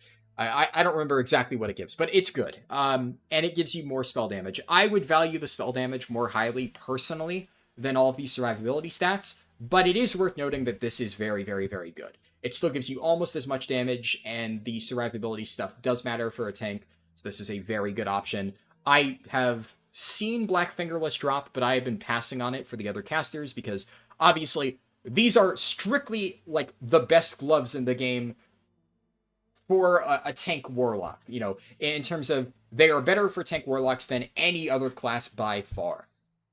So since I already have these, I actually was the only item I think I got from our very first Black Fathom Deeps raid. I've had them all the way since the beginning. It would just kind of be a dick move if I rolled on the Black Fingerless compared to like our healers and casters who that is their best in slot and they have no other alternatives.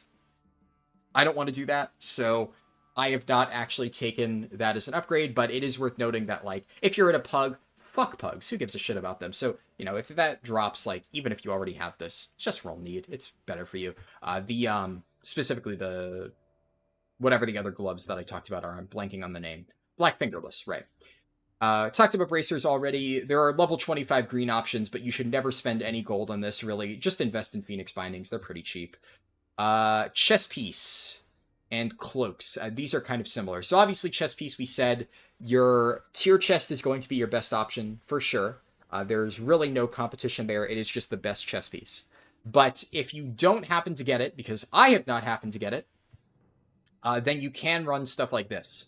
The highest you can get the spell damage is plus 16, this thing here. So get an Ivy Cloth. I believe it's either Ivy Cloth robe or tunic. Maybe, I think there's one other like Watcher's robe or tunic that gives the same amount and has like a slightly different armor value. I'm not 100% sure, but it doesn't really matter like 1 point of armor. All you care about is the increased spell school damage. So this is your best if you don't happen to have that chest piece, which obviously I don't. One thing I will quickly touch upon, I actually have it in my bank somewhere. Here we go. Clam Weave Tunic. So I gotta talk about this, I think. Your survivability doesn't matter this much. This gives you pretty dog shit stats. Obviously, this is like an iconic item, right? Like, you know, they showed it at BlizzCon. You know, it's a meme, right? The clan weaving shit. Everybody was super excited about, oh, we're getting like armor cloth for warlocks. Oh my god. And, you know, a lot of people are very excited about clan weave tunic. Like, it has a lot of stamina and it has a lot of armor. But like, yeah, it's not good. So I think one of the things that we need to address first and foremost is that armor is not that good. Armor is nice to have, but you're going to hit a certain point where like you get diminishing returns on armor. Not to mention a lot of the hardest hitting bosses ignore armor. So warlock tanks with metamorphosis have more than enough survivability to deal with any sort of physical damage. Like, we're pretty good. Stuff like Lorgus Jet Wind Fury attacks do fuck us in the ass, more so than shield tanks, but we're still fine. You know, our armor is more than enough to keep us alive without Clan Weave Tunic, so that doesn't really matter. Honestly, the main advantage of Clan Weave Tunic is the 11 stamina, but there's a lot of other good robes that also have a lot of stamina, so there is an argument to be made that, like, if all you want is survivability, a robe, like a green robe, of stamina or something might be just as good, because that is the main advantage. And no, you should not do that. Do not get an of stamina robe. Please don't do that. I'm talking purely from a hypothetical standpoint, comparing the survivability value. It is a good survivability option that you should not run, because this does nothing for you in terms of threat, and the survivability you gain from this is not actually enough to justify wearing it. It's like the Black Fingerless versus Hand Wraps of Befouled Water argument. These are both extremely powerful DPS gloves, but Hand Wraps of Befouled Water is one of your best DPS options and also has a ton of free or survivability stats on top of that damage stuff. You are not really losing much by taking this. That is not the case for Clan Weave Tunic. Clan Weave Tunic, you have to give up a lot to run that. Do not run it. I put it on my list. Where is it? Here, just as like a, you know, yeah, like, I guess if it's that or Aragol, it's probably better. I guess, but like, don't don't run this. Just take one of these greens. Now, it might be hard to get one of these greens, but I'm going to be completely honest. Like, this is not a 100% extremely comprehensive list. It's pretty fucking comprehensive. But like, when it comes to greens, I only listed the best one for every slot. There are like a bunch of different, slightly worse greens that are better than Clamweave Tunic and Robes of Aragal and stuff because they just still give plus spell damage. And I cannot stress enough, that is the only thing you give a shit about as a Warlock tank. That's it.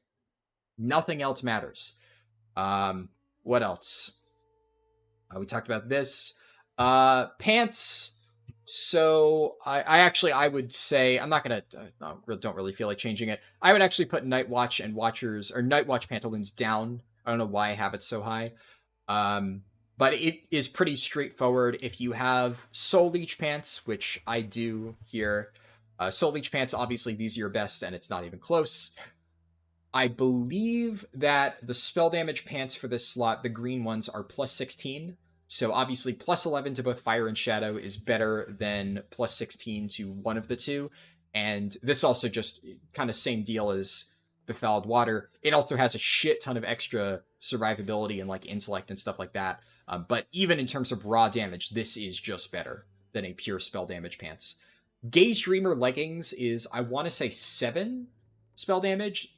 It's kind of an annoying thing that it drops like that because the Gaze Dreamer leggings drop off Kelris and this drops off Akamai.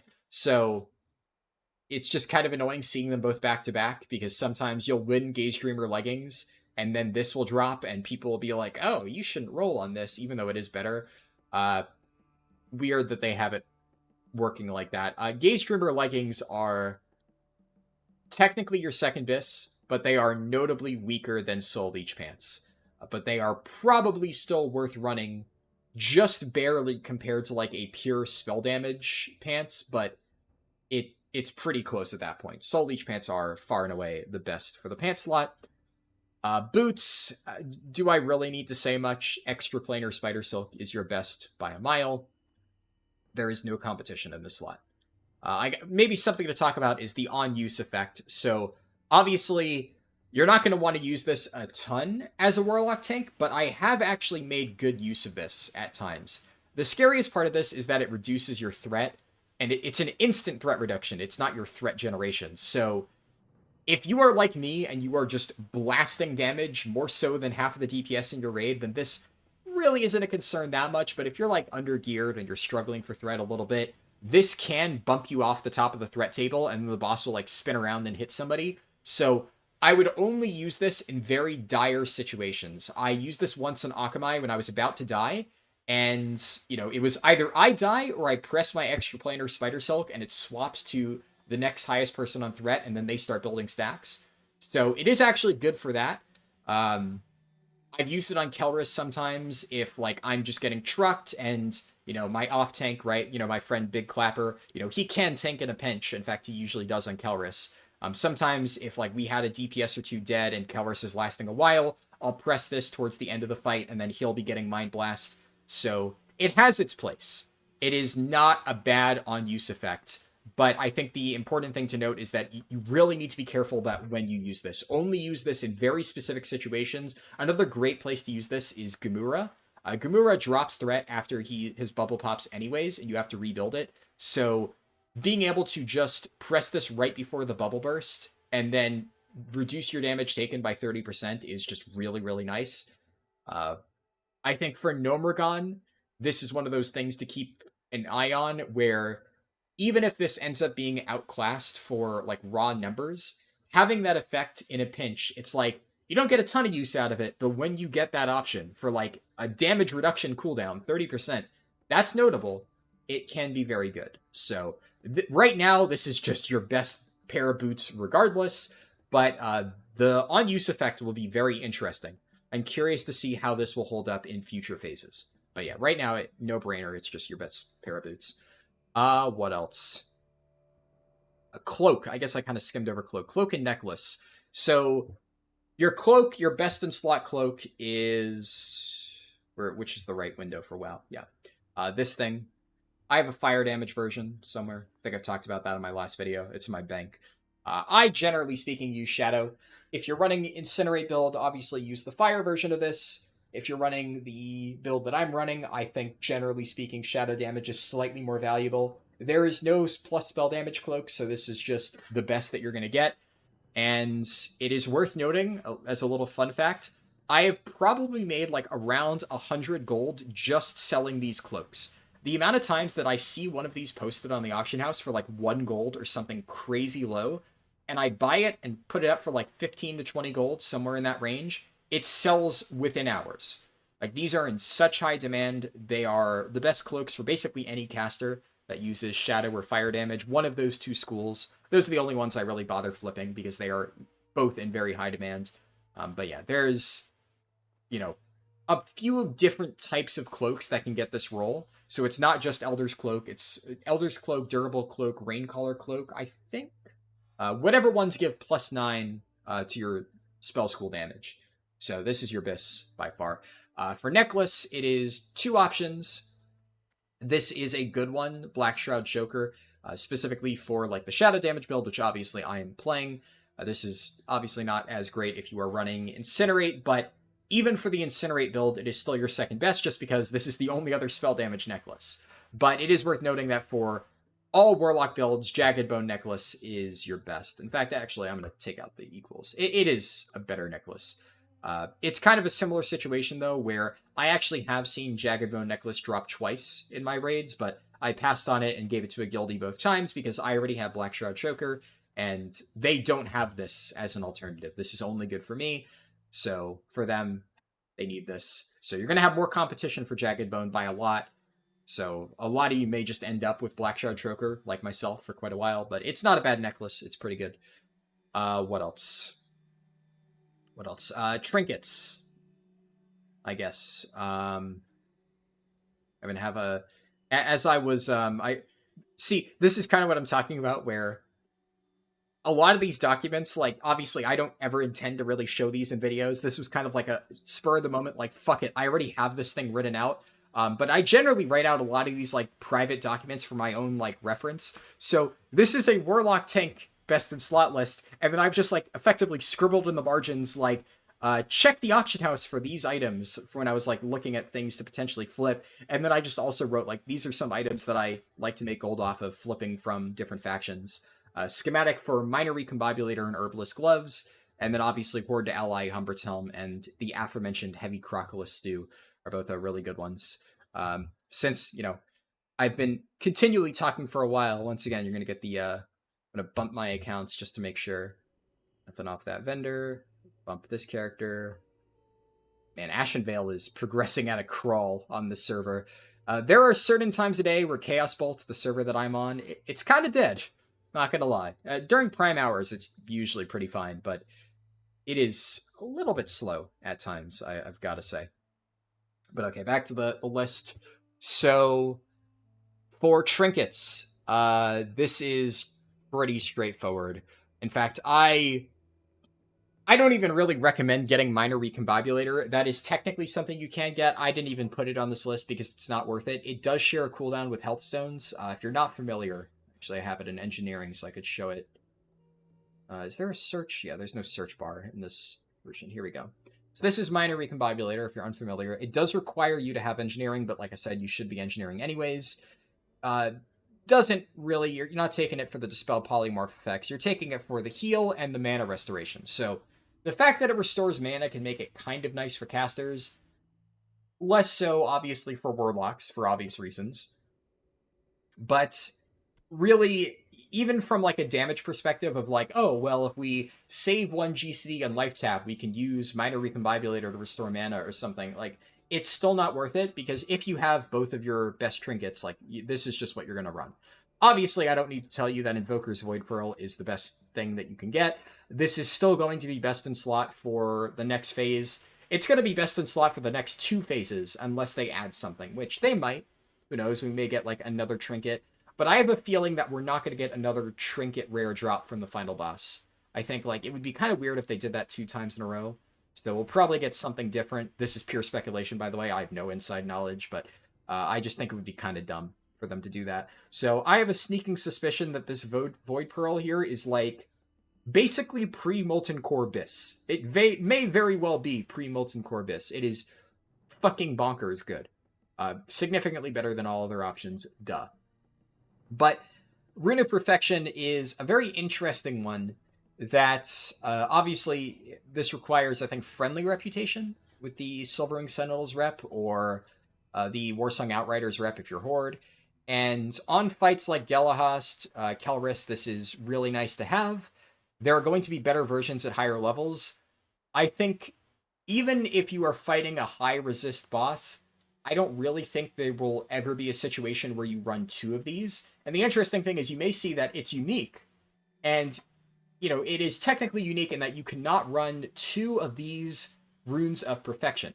However, it is not unique with like the other versions of itself. So you can run a level 20 rune of perfection with a level 40 rune of perfection in the next phase, which is something interesting to keep in mind. But of course, this only has damage value on resist bosses.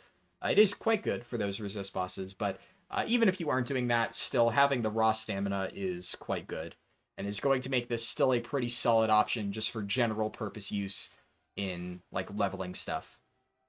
One thing to note though is Rune of Perfection, I think a lot of people misunderstand. It is different than this. So suppression reduces the chance for enemies to resist your affliction spells. So this, like, stuff like hit chance, stuff like that increases your chance for your spells to hit or reduces the chance for your spells to be resisted. So like extra planar Spider Silk, this increases your chance to hit with spells. This is fundamentally different than the way that Rune of Perfection works. So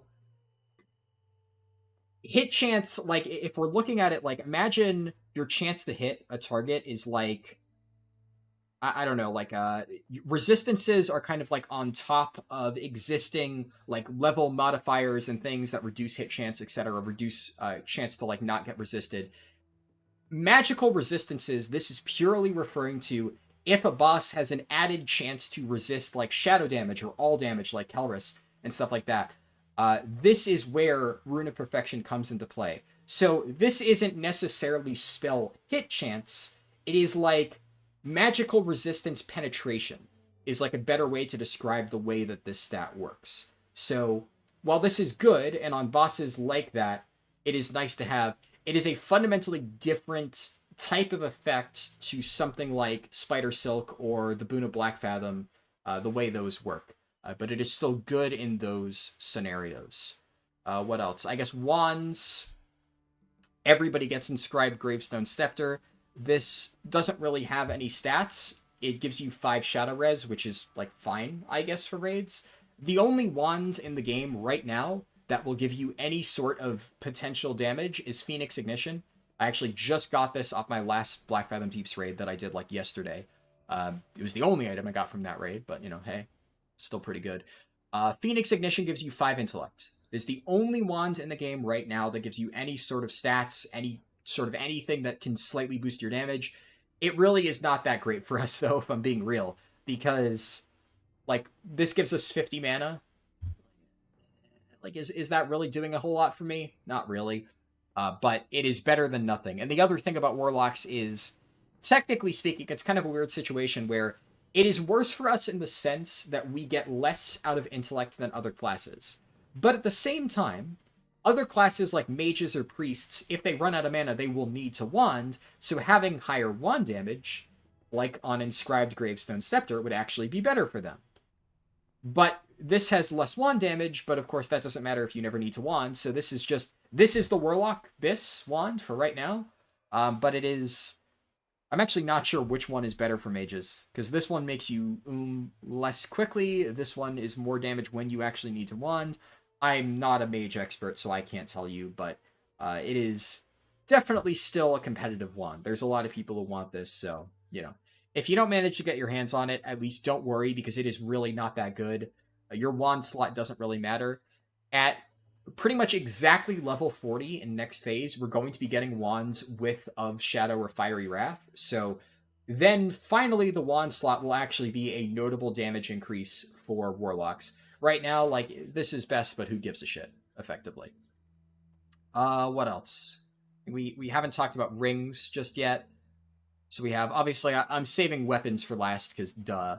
But, okay, rings. Yeah, so rings are, I have like a lot of shit written out there. I'm not even going to really look at what I have written there because I haven't actually updated that section because it was like such a mess that I just didn't feel like it. These are your Abyss rings. Lore Keeper's Ring, Signet of the Twilight Lord. It's really that simple. These are the two Abyss. Anything else that you have in the other slot, if it is not one of these two rings, it is significantly worse by like a massive amount. What can you do? Lore Keepers is at least very easy to get. I think this is from Honored, I want to say, with the Ashen Veil or Warsong Gulch rep. So it's not too hard to get, but it is a little bit harder to get than like Rune of Perfection. But definitely pick this up. It is also unique, so you can't have two of this. But something that is worth noting is if you don't happen to get Signet of the Twilight Lord, do not fret, because at level 28, I believe, you get the upgraded version of Lorekeeper's Ring, and it is, I think, the exact same amount of magical spell damage as Signet of the Twilight Lord. And, in fact, I believe you get another one at level 38. So by the time that you reach level 40, you will have two upgraded versions of Lorekeeper's Rings that are better than Signet. And actually, you know what? Fuck it. I already did the math on this. Ring 1. Yeah, okay, so we can see here, this is for level 40. Lorekeeper's Ring 38 is by far your best in slot ring. And then for your second ring slot, it is going to be one of these four. Underworld Bands, that's a topic for another video. That's going to be interesting. That shit's going to go for a lot of fucking money. But I think generally speaking, like I just kind of spitballed this ranking. There's a good argument to be made for just you run both Lorekeeper's rings at level 40. And this is, of course, assuming Nomergon doesn't have any better rings. But, you know, you can get maybe a good look at some of the things that I have, like, theorized now. But, yeah, these are both very, very, very good rings. So, well, these are the only two good rings that we have. As you can see, they're still really, really nuts, even in level 40, just because there aren't better options. It's like Signet of the Twilight Lord does get outclassed by very easy to get alternatives, so I wouldn't fret about it too much. If you don't happen to pick one of these up right now, it's not the end of the world. And I think with rings covered, you know what? I should. Okay, fuck it. For other rings, obviously these are Abyss. I've talked a lot about how spell damage is good. A lot of you probably get that by now, and if you've disagreed with me, you probably already clicked off this video. But obviously, raw intellect rings or raw stamina rings are probably going to be your best bet. It's like, technically speaking, intellect is slightly better for damage than, you know, anything else outside of spell damage, because it's like, whatever, right? It gives you slightly more mana. I think I was using the Deadmind's Lavishly Jeweled Ring up until I got Signet of the Twilight Lord, so, like, that is a good choice that you can make. But I do know that there are probably going to be some people who are running Ring of Defense and are wondering why I don't think it's good. 20 armor is not a lot. You're getting effectively that's like 100 armor, right? So let me pop into meta. 100 armor on top of this, because meta is what, a 500% modifier, and Signet of Defense is like 20 armor. So yeah, you're getting 100 additional armor. Like I said, you get diminishing returns off armor. If you wanted to build yourself for armor, because as you can see, I am not running a lot of the very heavy armor pieces. I am like a bit of like a more glass cannon-y style of play, as you probably can already tell. But if you wanted to run a very armor-heavy Warlock tank build, you absolutely could. And 100 additional armor on top of that is going to mean fuck all. And the thing about Ring of Defense is the only other thing it gives you is +4 defense. And that just doesn't really do much. Like, defense is, where do I find, defense doesn't show on here. Should I, fuck it, 1 second. While I'm at it, let me just bump Raccoon. I'm gonna pull up just 60 upgrades here. So, I actually have not plugged my Warlock into 60 upgrades yet, but I have at least made like a pre-bis for Druid or something. Actually, no, I can use, find my characters. Yeah, because this is actually a tank build. So I just got my paladin. There we go. I just got my paladin up to level 25 last night. So I plugged it into 60 upgrades and started like, planning out my shit. I don't actually have all of these items. This is just like, you know, planning out what I want to get. So we look at defense. Defense, it's not actually, you can't actually cover over it. Okay. Yeah, so it doesn't work like the, whatever. Fuck it, fuck it. I'll just click off this. I forget what the exact numbers on defense are, like what it actually does for you. I remember looking at like the thing before. Can I find it somewhere? I kind of want to see it now. Defense, WoW Classic. It it doesn't matter. This is a okay, here we go. Found a Wowhead comments. Just pop back over to my Warlock. Doesn't really matter. Can I actually drag this up here? Does that show on OBS? Let me just make sure. Yeah. Okay. For PvE, 1 defense is like a very small chance to be missed, dodge, blah, blah, blah, and reduction to the enemy's crit chance. At 490 defense, blah, blah, blah, players are immune to crits from mobs once tank is crit immune. And then for all this other stuff, blah, blah, blah. So, okay. Defense, I think the important thing to talk about when we're talking about defense is reduction to an enemy's crit chance. This does not matter. Because Metamorphosis reduces our chance to be critically hit by 6%. And this applies to a lot of the new tank runes that they've added. A lot of the stuff that gives you like a shit ton of baseline crit chance reduction. It's just kind of all there already. So you just don't need defense to be uncrittable. Plain and simple. There is maybe an argument to be made for like defense being slightly better while leveling. Because while you're leveling up, you're going to be fighting higher level mobs. Like if you're farming Razorfin Crawl, in dungeons going into phase 2, the reduction to your chance to be crit from those mobs will actually matter a little bit. But, oh fuck. You can actually see one of the nice things. I have all my characters in my friends list.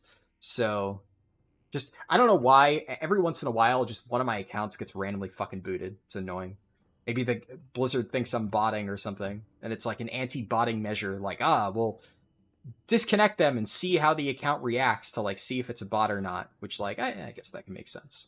But the nice thing is I can see here in my chat window, Lenara has gone offline. Which, even though my actual main character, Lenara, is on my Haraldin account, I named my alt account Haraldin because, I named my alt account Lenara because it's another name that I like to use a lot, so I figured fuck it. So whenever I see that in chat, I'm like, oh, god damn it disconnected one of my accounts. But anyways, so what was I talking about? Defense, right?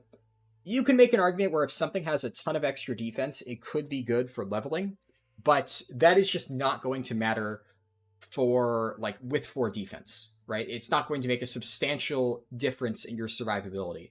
So if it was like you can choose between 4 defense or like a tiny bit of extra armor, then sure, while leveling, I might take that 4 defense. But we have to remember what we're comparing it to. It's 4 defense versus spell damage. Really, really, really nice to have. So it just doesn't really hold up at the end of the day. But I think that's kind of like all there is to say about it. Like the minor increase to be misdodged, parried, blocked. Obviously, we don't get anything out of the block chance. But this other stuff technically gives us a very, very, very slight survivability bonus, but doesn't actually amount to anything significant. So, I'm still at the level 40 stuff. Last, but definitely not least, you probably can tell why I'm saving this for last, is weapons.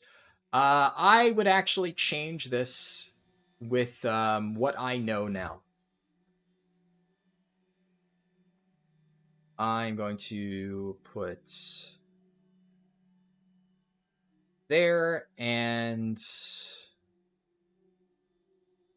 change this. Okay. Actually, yeah, I really need to change this. This is very outdated. I was really overvaluing survivability stats when I wrote this. This is... yeah. Take all this stuff. Control-C. And drop that over here. Soren Rook equals... this should actually be down here.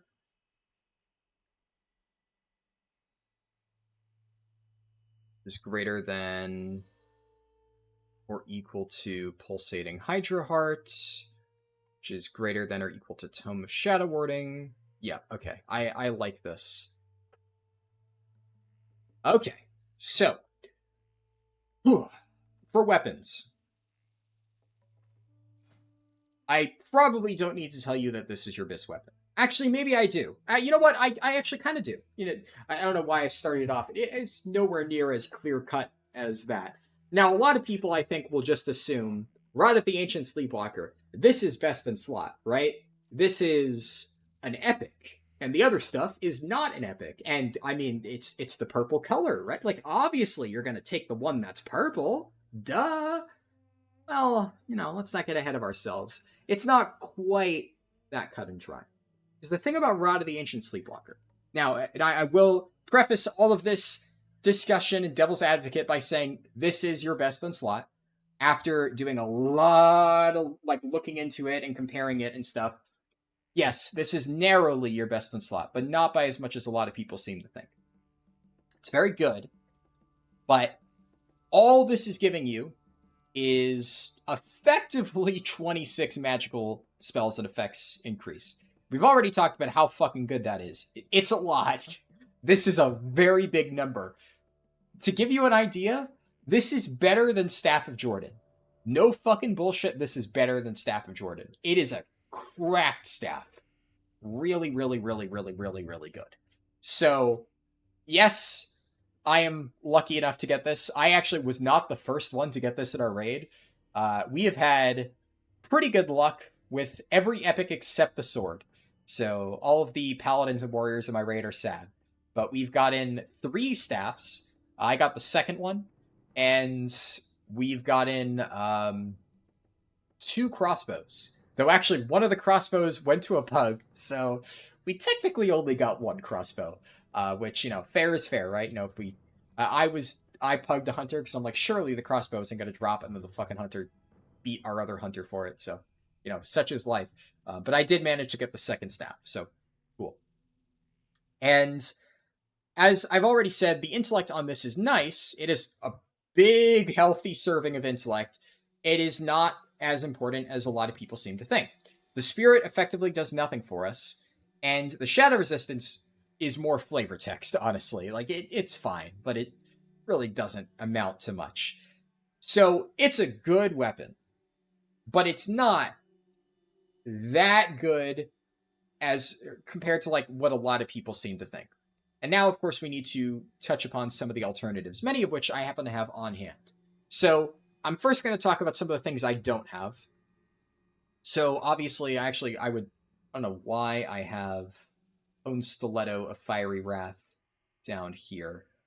This is... it's kind of a moot point. Actually, Lorekeeper Staff should probably be higher. Whatever. Whatever. I'm going to keep it like this. I don't think Emberstone Staff is as high as I have it up here. I think it's worse than Lorekeeper's, if memory serves. I think this has a small amount of spell damage. I could be misremembering that, though. Maybe it doesn't, and maybe it's justified, so I won't play around with that. So, if you are entering a raid for the very first time, and you don't have any of the stuff that drops from raids, your best option is to take some sort of combination of spell damage offhands, greens, right, and a spell damage main hand, or a two-handed spell damage thing. So, I think I talked about in my Blackfathom Deep's, like, first clear video, I was using Dwarven Mage Staff of Fiery Wrath when I first walked into Blackfathom Deeps, and that is definitely one of the better options. There is technically a better version than that for two-handers. There's Magician Staff, which is a slightly higher level. I believe Dwarven Mage Staff is 22, Magician Staff is 24. And these offhands, the best ones are, pop back over, it is this one, Ivy Orb. There's, I think, a few different alternatives. It's either Ivy Orb of either Shadow or Fire Wrath. It could go either way, really doesn't matter. And then there is Watcher's Star of Shadow or Fire Wrath. Those are the two best. I want to say those are the only two that have +9 in the offhand that are usable at level 25, of course. But either one of them is identical effectively. They're perfectly fine. So this is like really, really, really good. And honestly, I would say early on, you should be prioritizing offhand. So, like, this is one of the best early investments you can get. Because unless you get this staff, the Rod of the Ancient Sleepwalker, you're going to be running one hand offhand for quite a while. And, you know, unless you have ridiculous luck, you shouldn't expect to see this for at least a few different resets of Black Fathom Deeps. So, don't count on getting this, obviously. And even if you don't get this, as we'll see, there are a lot of very good options that don't involve having it. But no matter what, no matter whether you have, like, you know, the two-hand staff, or rather a shitty two-hand staff or some shitty daggers, this is going to be your best pre-raid option. The only item that is slightly better than this in the offhand is Tome of Cavern Lore. This gives you +7 to all spells and effects. Actually, I should say it is notably better because this is +7 to all, and this is +9 to a specific element. Let's actually go ahead and remove the greater than or equal to. This is better. Tome of Cavern Lore is effectively just a strict upgrade for the most part to the greens, so you're always going to want to take it. And then I should note Tome of Shadow Warding, because obviously that is like the Warlock tank offhands. It has armor, it has shadow resist, it has intellect and stuff like that. It is effectively the upgraded version of Totem of Infliction or Stitches' Femur. I would not recommend running Stitches' Femur. The amount of effort that you have to go through to get this for just 50 armor is not worth it.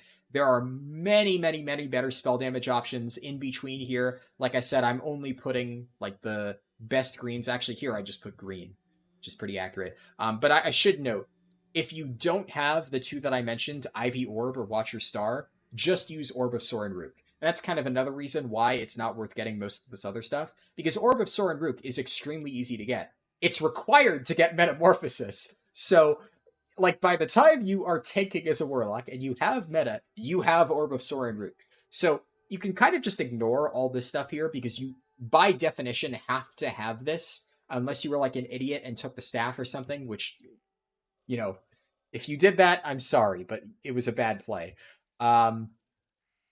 But yeah, so Orb of Sorin Rook, definitely really, really, really good.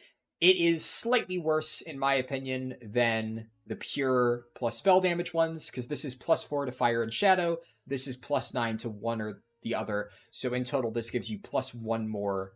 But it is worth noting, Orb of Sorin Rook, I talked about this in my dungeon video, but Orb of Sorin Rook here has a very nice healing effect. So if you know for a fact that you're going to be taking a lot of damage, I use this a lot in PvP, actually.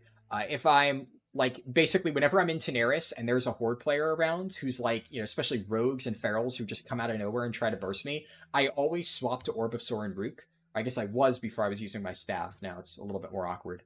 But whenever I was using my one hand and offhand, always would swap to this because nobody expects the Orb of Sorin Rook on use. It's a 30-minute cooldown, but it's quite a decent amount. This is what? Every 3 seconds for 30 seconds would be, you get 10 ticks of this. It's 250 health. It's basically a healing potion for free over a period of time. That is nothing to scoff at. That is quite a good effect. So there are good cases to use this in like dungeons. If you know you're going to be taking a lot of damage, just swap to this, right? And, you know, press it, and then you can just swap back after the pull to a different offhand, and it doesn't really matter, but it's very nice to have. There are upgraded versions of this that we get from Warlock quests at higher levels, so this will be kind of a relevant thing to keep in mind for quite a while. I'm not sure if they share a cooldown, don't know for sure, but either way, yeah, this is a very good orb. Slightly worse in raw damage compared to something like Ivy Orb of Shadow Wrath, but you know, and then of course it is worse than Tome of Cavern Lore. But I would never say it is worth running the armor offhand. Kind of same thing with Wing of Defense. Why are you going to run something that gives you a very pitiful amount of armor and gives you nothing for damage? Just don't bother. But for one-handers, for, you know, daggers and stuff like that, It's kind of a no-brainer that Dagger of Rolling Sacrifice is nuts. This is just really good. It is kind of designed for Warlock tanks, but it is valued for every caster out there. Uh, the stats, like for the stamina and intellect, they're nice, but it's not like super notable. It is worth mentioning though that because this has no stamina on it, this technically gives you more health, even with no offhand, than Rod of the Ancient Sleepwalker. I kind of wish that instead of Spirit, this gave you like a tiny bit of stamina, but oh well, what can you do? It's already pretty broken. But yeah, Dagger of Willing Sacrifice from a survivability standpoint, 60 armor, it's it's still not a ton, but 60 armor times 500%, like it's something. That's like when we start to get to numbers that are actually kind of relevant. But the more important thing on this is that in addition to having good armor, good stamina, good intellect, you are getting a whopping plus 12 to magical spells and effects. That is a lot. Significantly more than any other one-hander. I'm fairly certain that the best dagger you can get for a specific school is plus 7. So your options are either plus 7 to fire damage or plus 12 to everything, to put in perspective how broken this dagger is for being a one-hander. And that's kind of the reason why Rod of the Ancient Sleepwalker isn't nearly as powerful as a lot of people seem to think, because this dagger is fucking insane. Shit, I got disconnected. That's my other account. So, I have whatchamacallit. This is my Alliance Bank account. That one is Larice down here, which is my monk's name in retail WoW. And then this is the Haraldin account. The Lenara account is Raccoon the Druid over here. And this account I actually named Raccoon, even though Raccoon is obviously my other character. But since my main horde character is my Druid Raccoon, I figured the alt horde account should be named Raccoon. I think it's like fitting. It's a little bit of a jumbled mess, I know, but whatever, works for me. What else? Yeah, so Dagger of Willing Sacrifice. Obviously, if you don't have Dagger of Willing Sacrifice, yeah, it's a little bit not so great in terms of like your one-hander situation. But like even then, if we're taking like the plus 7 spell damage from your one-hand dagger and comparing that to like Ivy Orb of Shadow Wrath, that would be in total what? You can get plus 16 to a specific school, and I believe Magician Staff is also plus 16. So generally speaking, I would say it is better to use the dagger and offhand combo, just because it is more like customizable.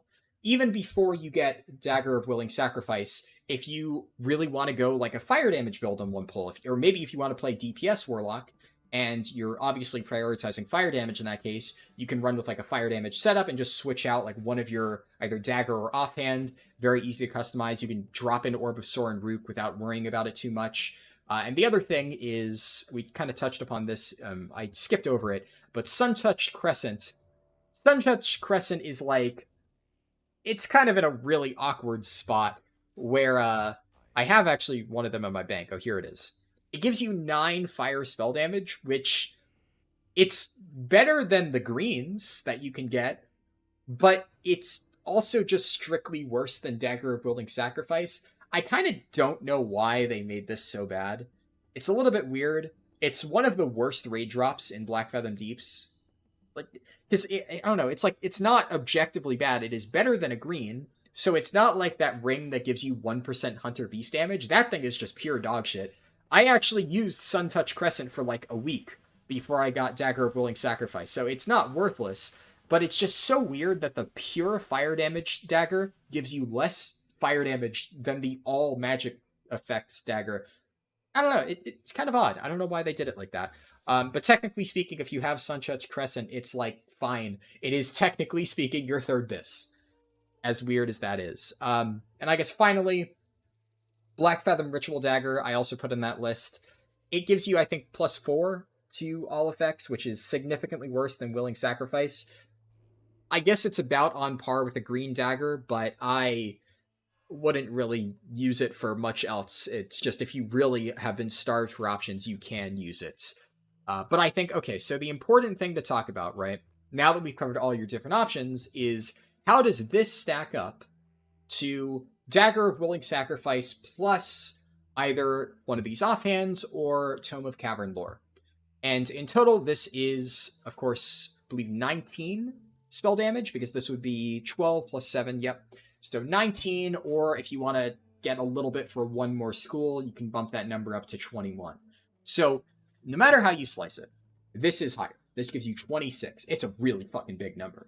So this is either 7 raw magical spells and effects increase compared to the best possible dagger and offhand combo, or it is only, I believe, 5 better than one particular school. But either way, this is going to beat it out. And in terms of raw intellect, of course, this reigns supreme. It gives you way more int, but we've kind of already said intellect doesn't really matter that much. So for damage, this is better. For survivability, this is significantly better, I should say. Dagger of Willing Sacrifice plus the offhand. So, well, I personally, since I really only care about damage, because as long as you're not dead, who gives a shit, I am going to be running Rod of the Ancient Sleepwalker.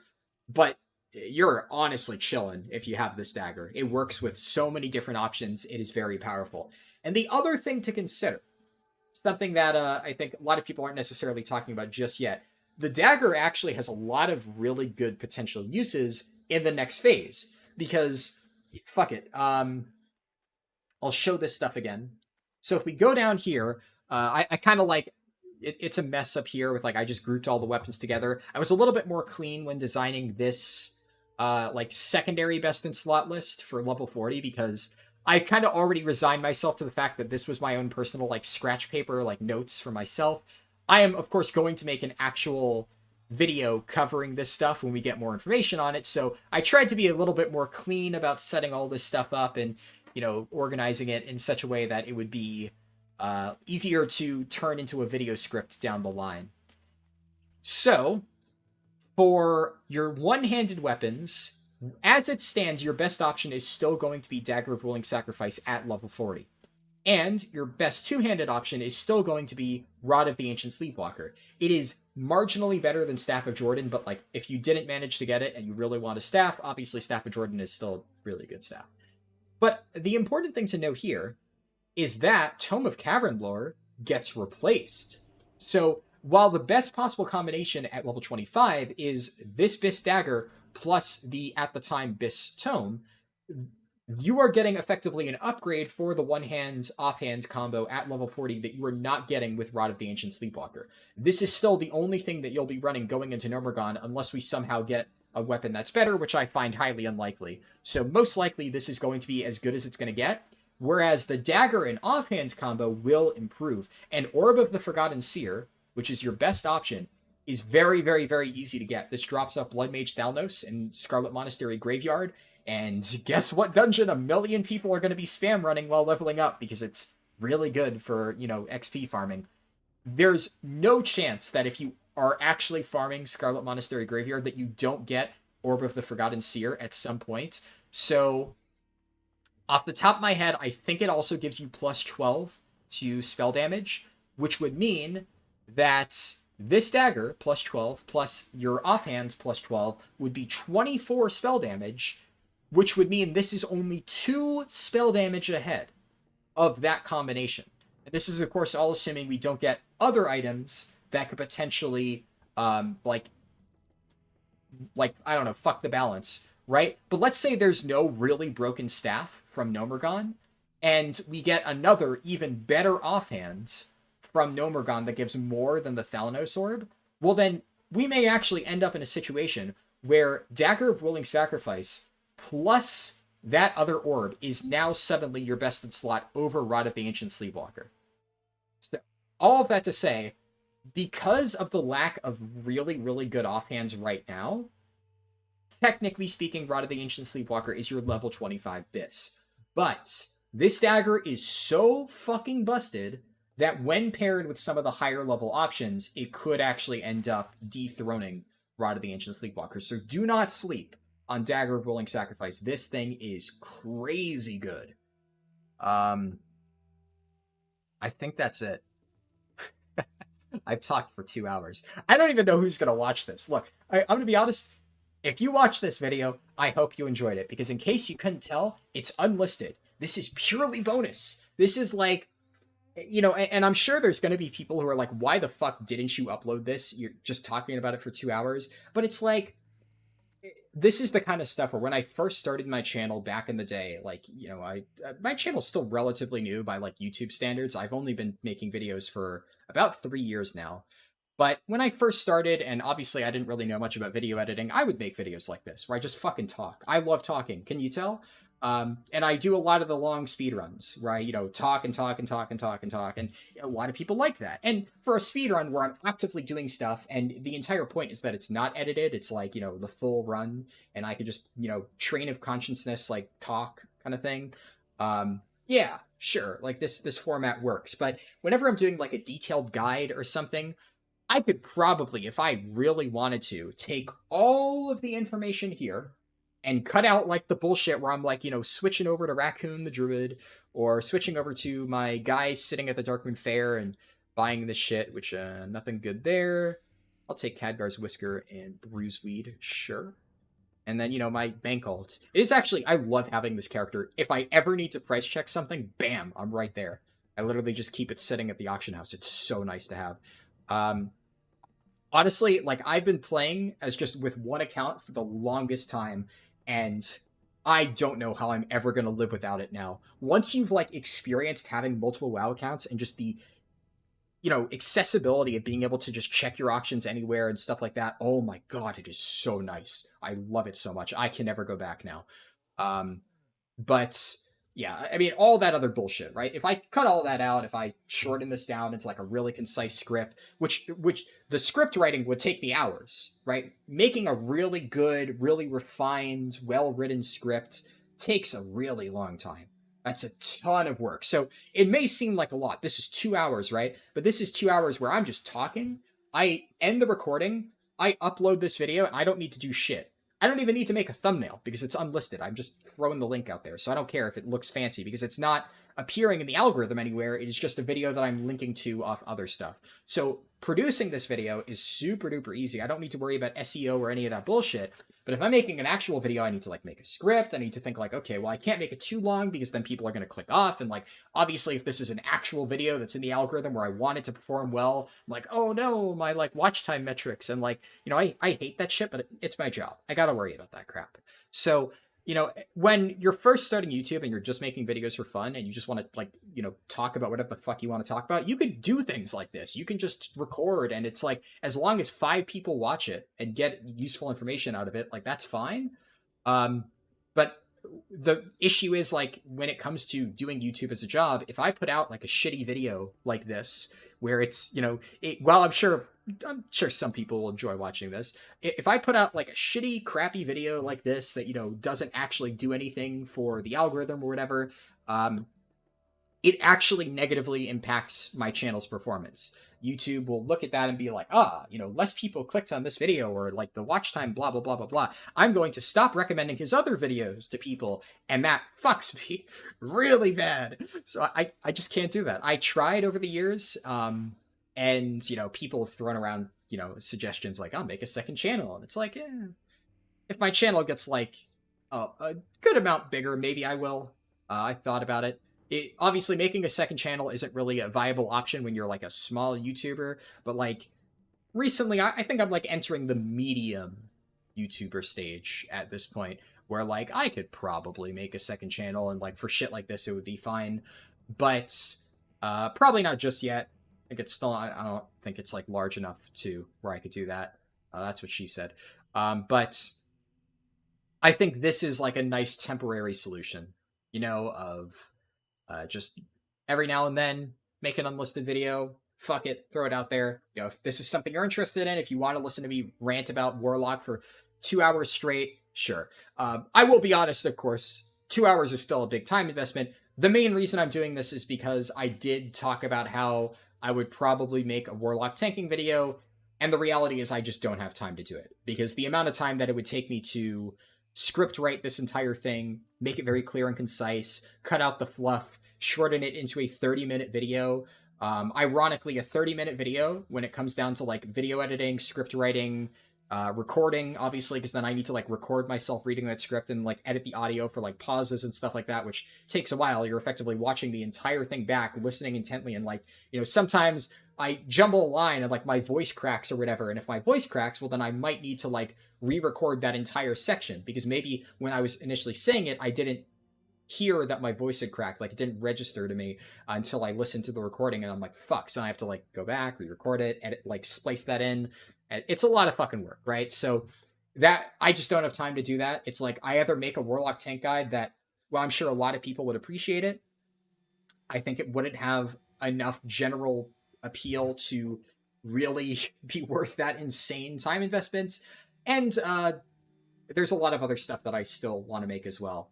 In case you couldn't tell, I've been really into gold making for Season of Discovery, and I kind of like all the tips that I snuck in here.